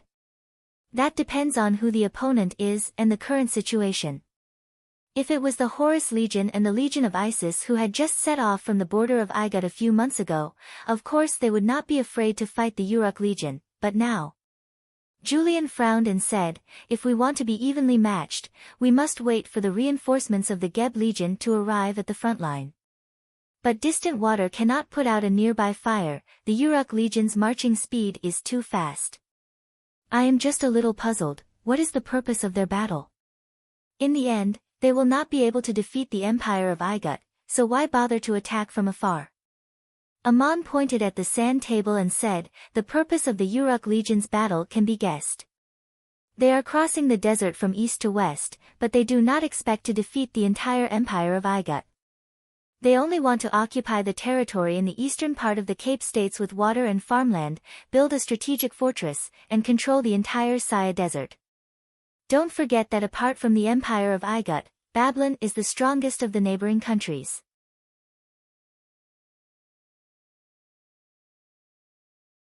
Chapter 137. Roddick sucked in a breath of cold air and said, if this is how we fight this battle, it will be troublesome. The Uruk legion will attack first and then defend, pushing the front line to the most advantageous terrain before retreating.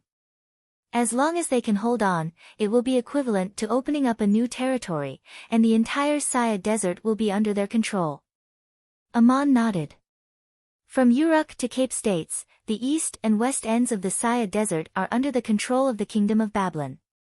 Whether it is advancing north or attacking the plains of Duk from Kish in the east, there will be no more worries. This is a very ruthless move. Even if they cannot occupy a corner of Cape States forever in the future, they can take the opportunity to control the plains of Duk and gain the greatest strategic benefits. Roddick opened his mouth wide. If all these plans can be realized, the Kingdom of Babylon will replace the Empire of Igut as the most powerful country on the continent, and there is no doubt that Gilgamesh will also become the greatest hero in history, his fame will even surpass that of the gods. Amon shook his head. This is just a grand aspiration, a dream in their hearts. In order to realize this distant dream, the first step is to complete the goal of conquering the Cape States, and this is what we are trying to stop today. George frowned and sighed. There is no way we can fight this battle. Pharaoh ordered us to stop the Uruk legion at the border. They came from afar, and we are relying on our defensive positions, so we should have the advantage. But now our military strength is far inferior to the enemy, and there are no fortresses on the border of the Cape States that we can use. Governor Dick, in all the years you have been in charge of the Cape States, have you not thought of this? Roddick smiled bitterly. How could I not have thought of it? My father had already considered it when he was in office, but look at the terrain, the long border is spread out in an arc, and it is an endless desert plain. There is no defense at all, and it can be easily broken through from any point. Building fortifications on the edge of such a long desert is not only a waste of manpower and money, but also meaningless. Besides, with the Saya Desert as a barrier, this place has been peaceful for hundreds of years. What reason do I have to exhaust the city's manpower, material resources, and financial resources to build meaningless fortifications? I've also made a lot of preparations over the years. I've built the most important fortress in Kenmet, which is also where I've stocked up the supplies for the expeditionary army. The location is in the middle of the line drawn by Commander-in-Chief Amon. After discussing for a long time, they came to the conclusion that they would definitely lose the first battle. There was no way they could stop the Uruk legion's advance at the border. Just as he was at his wit's end, Ammon noticed that Aristotle had been silent all this time, so he asked, "Sir, you've also heard everyone's analysis. We'll definitely lose this battle. Do you have any suggestions?" Aristotle finally said, "I'm just an outsider, so I want to talk about the perspective of an outsider. It was a tough battle, and Igut's army was at a disadvantage. Direct resistance on the national border would lead to defeat. Knowing this, why bother with the gains and losses of a single place? It was better to take the initiative to retreat to Kenmet. That way, they would be able to gain a strategic advantage." Rod Dick was taken aback and asked, "Do you mean to give up a large portion of the city's territory?" Aristotle spread his hands and said, "Although I don't know much about military affairs, everyone here has come to the conclusion that the Uruk Legion will occupy this land no matter what. There are only two possibilities. Either they will advance after defeating you, or you will take the initiative to build a more stable line of defense and let them in temporarily. I think the latter outcome is much better." Ammon also asked, "Pharaoh's order is for us to resist the enemy at the border. Taking the initiative to retreat is not in line with the order." Aristotle shook his head and said, "Supreme Warrior Ammon, you are the commander-in-chief of the battlefield. In your position, you have the authority to mobilize the army according to the actual situation. You can report the results of today's discussion and analysis to Pharaoh, and then carry out your duties as the commander-in-chief. If you can't do this, you can ask the Pharaoh to change the commander-in-chief of the battlefield. Why do you have to accept this unworthy position?" Ammon thought for a moment and finally nodded. "Thank you for your kind words, sir. I understand what you mean. However, retreating is not the same as running away. We need to set up a few lines of defense alternately and delay the advance of the enemy as much as possible. The most important thing now is to evacuate the residents and cattle to the west of Kenmet to avoid being pillaged by the Uruk Legion. I will immediately report this battle plan to His Majesty Pharaoh, and Lord Dick will immediately organize the evacuation of the residents and cattle." Rod Dick looked at the sand table in a daze and did not reply for a long time. Madanzo nudged him with his elbow and said, "City Lord, what are you thinking about?" Rod Dick had a strange expression on his face and said with a regretful tone, "My private territory is also in this area. The servants and cattle can be taken away, but the farms and many other things will be left for the enemy." Aristotle smiled faintly and asked in return, "City Lord, are you planning to mobilize the legions under you to defend your territory?" Rod Dick raised his head and said, "Of course not. Not to mention the fact that we can't defend it. Even if we can defend it, we have to consider the bigger picture. The commander-in-chief has already formulated a retreat plan. I will temporarily give up my farms and territories. If Igut wins, they will eventually be mine." In his position, Ammon had made the decision to retreat and ordered the Horus Legion and Legion of Isis to rush to Kenmet to set up a defensive line to support the retreat of the Anare Legion and Legion of Set. However, he took the initiative to give up the strategic depth of nearly 200 miles from the border to Kenmet. It was unclear if Pharaoh was satisfied with Ammon's decision, but Pharaoh did not change the commander-in-chief. At this juncture, the war was more important. Ammon set up a few defensive lines along the way. He did not require the soldiers on the defensive line to defend to the death, and they could retreat after the battle. The defensive line at the back was responsible for covering the retreating vanguard army. In this way, they would slow down the advance of the vanguard army and cover the transfer of personnel and supplies to the rear. Ammon himself took the lead and rushed to Kenmet to direct the deployment of the real main defensive line. The vanguard of the Uruk Legion was like a hot knife through butter, easily breaking through the border passes of the Cape States and marching straight into their territory. The interception along the way was naturally carried out by the Anare Legion. Although Ammon did not require them to defend, the soldiers still fought bravely. This elite division that had been honed on the battlefield suffered heavy losses. Ammon set up 3 defensive lines to the east of Kenmet. After blocking the enemy, they retreated in turn, paying the price of nearly 1,000 casualties. Even John, who was in charge of the interception, was seriously injured. But they succeeded in slowing down the advance of the Uruk Legion and covering the transfer of personnel and supplies in the rear. Only a small portion of the residents who could not retreat in time fell. After advancing for nearly 200 miles, they occupied large tracts of land. After the Uruk Legion broke through the defensive lines several times, the unstoppable momentum was contained. By the time they reached the Kenmet defensive line, the two armies were already facing each other. At this time, the reorganized Horus Legion and Legion of Isis had already arrived at Kenmet, while the Legion of Set had transferred a large number of supplies and people from the front. Ammon led the retreating Anare Legion to rendezvous with the main army and guarded the defensive line. Kenmet was located at the narrowest point of the land between the two seas in the Cape States, and it was the throat of the hinterland of the Igut. A small mountain range ran through the north and south of the town. The hills were overgrown with trees and jagged rocks, like a natural barrier. Kenmet was located at the mouth of the relatively flat mountain range, and it was a place that caravans had to pass through.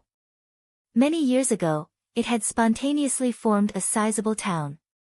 Later, Rod-Dik built a fortress and walls here, making it look like a small city-state. When the Pharaoh Empire's army went on an expedition, this fortress served as a logistics base for stockpiling supplies. On the north and south sides of Kenmet, stone was mined along the small mountain range, and fortifications were built. Rough wooden fences were also erected in the open areas. As soon as Ammon arrived at Kenmet, he realized that this was a place that would be fought for. Retreating further, the terrain became open and flat again, and the main city of the Cape States was less than 100 miles away. The mountain range here was not very high, and the side facing the Cape States was relatively steep, while the side facing the border was relatively flat.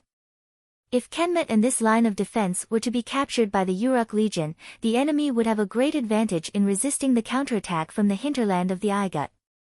Therefore, this line of defense must not be lost. However, it was not easy to defend it either. They could not just hide behind the castle and fortifications, and once the mountain range on the left and right sides was breached, Kenmet would be surrounded by the army.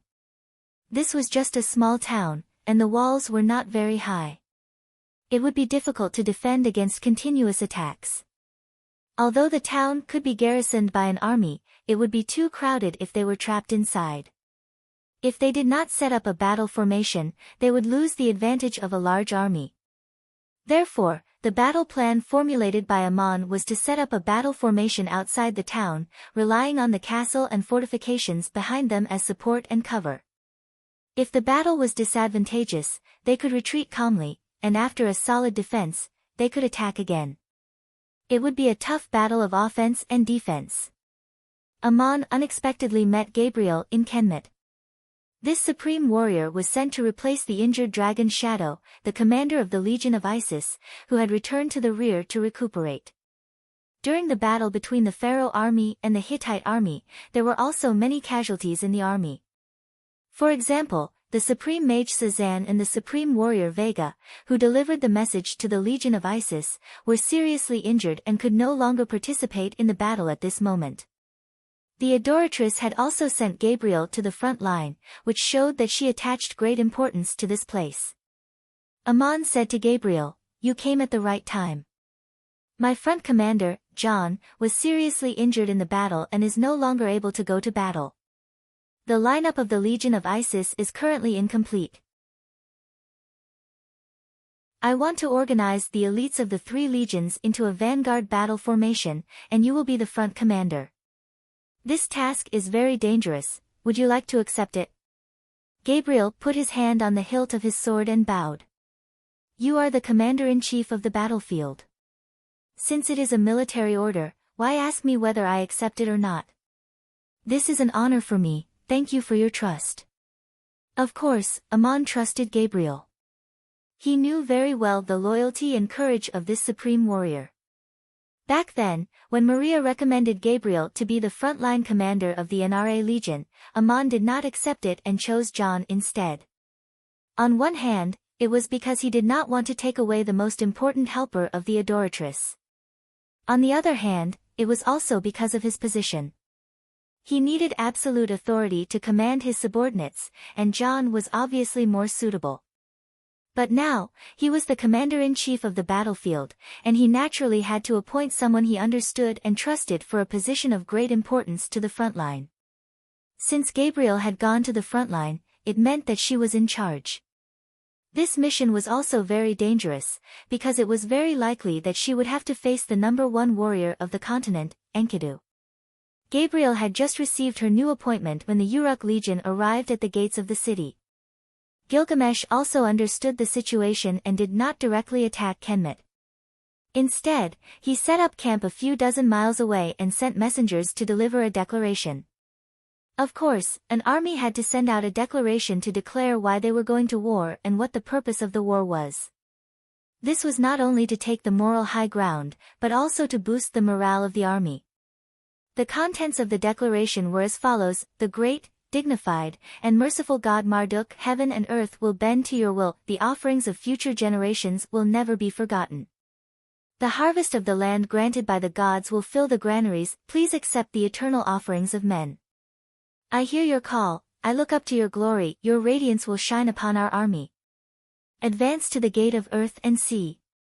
The fabled land of Marduk will welcome the return of glory, once again basking in the glory of the gods. Your people will punish Igut. Their pharaoh insulted the gods, oppressed foreigners, and was greedy and cruel." At the end of the declaration was a long list of incomparably luxurious titles. 50 titles were used to praise Marduk. The name of this god was really long. When Ammon saw this declaration, he realized that the kingdom of Babylon also had an oracle of Marduk, which was the same situation as Hittite and Igut. Gilgamesh sent out troops in the name of the oracle, which had two main contents. One was to punish the pharaohs of Igut for their disrespect, greed, and cruelty for daring to covet the legendary land of Marduk. The other was to guide the people to restore the glory of the land of Marduk. The implication was that the kingdom of Babylon would also participate in the struggle for the Duk Plains, and it was very ambitious, wanting to control the entire Saya Desert and the Duk Plains. Just as Ammon and other generals had analyzed before the war, if all these goals were achieved, Babylon would become the most powerful country among the surrounding countries, and Gilgamesh would also become an unparalleled hero on the continent. Ammon had read the ancient documents collected in the archives of the Shrine of Isis, which recorded the battle of the ancient gods that took place in the area of the town of Duk. Enlil and Marduk, who were both on the victorious side, broke up, and the Anunnaki gods were split into two groups. The land of Marduk, which made Marduk famous after the battle, was still in the realm of Enlil. Therefore, the return of glory mentioned in the declaration should be referring to the Babylon army's eventual recapture of the Duk Plains and the construction of a shrine for Marduk. Just as Goliath once said to Ammon, it can be foreseen that the dispute there will also be a dispute between the gods, and the people will drive their desires in the name of the gods. But whether it was Goliath or Ammon, both were involuntarily involved in this chaotic war. The objective of the Uruk Legion was also very clear in the declaration. They wanted to occupy the territory of the Igut east of the defensive line at Kenmet. The Gate of the Earth and the Sea mentioned in the declaration referred to the location of Kenmet. Due to Ammon's strategic retreat, the territory that the Uruk Legion wanted had already been conquered, but there were still two things that had not been completed. Militarily, they had to capture Kenmet and the fortifications on both sides of the mountain range in order to defend this place. Politically, they had to force the Empire of Igut to cede land and sue for peace, officially admitting that they had ceded this territory. These were all things that the pharaohs of Igut would never agree to. Therefore, they needed to fight for an answer. Ammon sent someone to deliver the declaration to the pharaoh, who was at the rear, and then replied with a letter of challenge. He did not talk nonsense about the gods. Although he was proficient in the various languages of the continent, Ammon himself was not very good at writing poetry. His reply was very simple, and it was to meet on the battlefield 3 days later. 3 days later, on the plains to the west of Kenmet, the armies of the two kingdoms set up their battle formation. Under the scorching sun, the reflection of the armor and weapons was blinding. The soldiers gripped their weapons tightly as they faced the mighty and majestic enemy formation. Their knuckles turned white, but everyone stood ramrod straight, forgetting to wipe the sweat off their faces. The Uruk Legion had always relied on their strength to win battles. Their formation was very formal, with a chariot at the very front. On the chariot was a driver, a warrior with a spear and a shield, and an archer wearing leather armor and a long sword. The heavy cavalry was at the two sides of the vanguard, and behind them were the infantry. Aman met Gilgamesh once again. The young and handsome city lord was still as arrogant as ever. He sat in a luxurious carriage with a large purple umbrella in it, right in the center of the battle formation. There were no guards on the carriage, and there was not even a single personal guard on either side of the carriage. He sat calmly in the middle of the battlefield, as if he was on an outing. It was almost the same as the last time Aman saw him. The only difference was that Gilgamesh was not holding a cup of wine, but a scroll made of sheepskin. Beside the seat were a bow, a weapon, and a staff. This hero was wearing a gorgeous cloak, and he did not even wear any armor. Gilgamesh sat at the very front of the battle formation. He did not seem to be hiding, but no one dared to underestimate him. There was a driver sitting in front of his carriage, and he was as burly as a giant. On the shaft of the carriage was a huge shield and a heavy broadsword. These were the weapons that Enkidu had used to kill Humbaba. You're tuning into the Blissful Bookshelf YouTube channel. We're so grateful for your support, and don't forget to subscribe to join us on this incredible journey through captivating stories. Your generosity through donations truly makes a world of difference, as it's the primary source of revenue that allows me to expand and enhance this channel for you.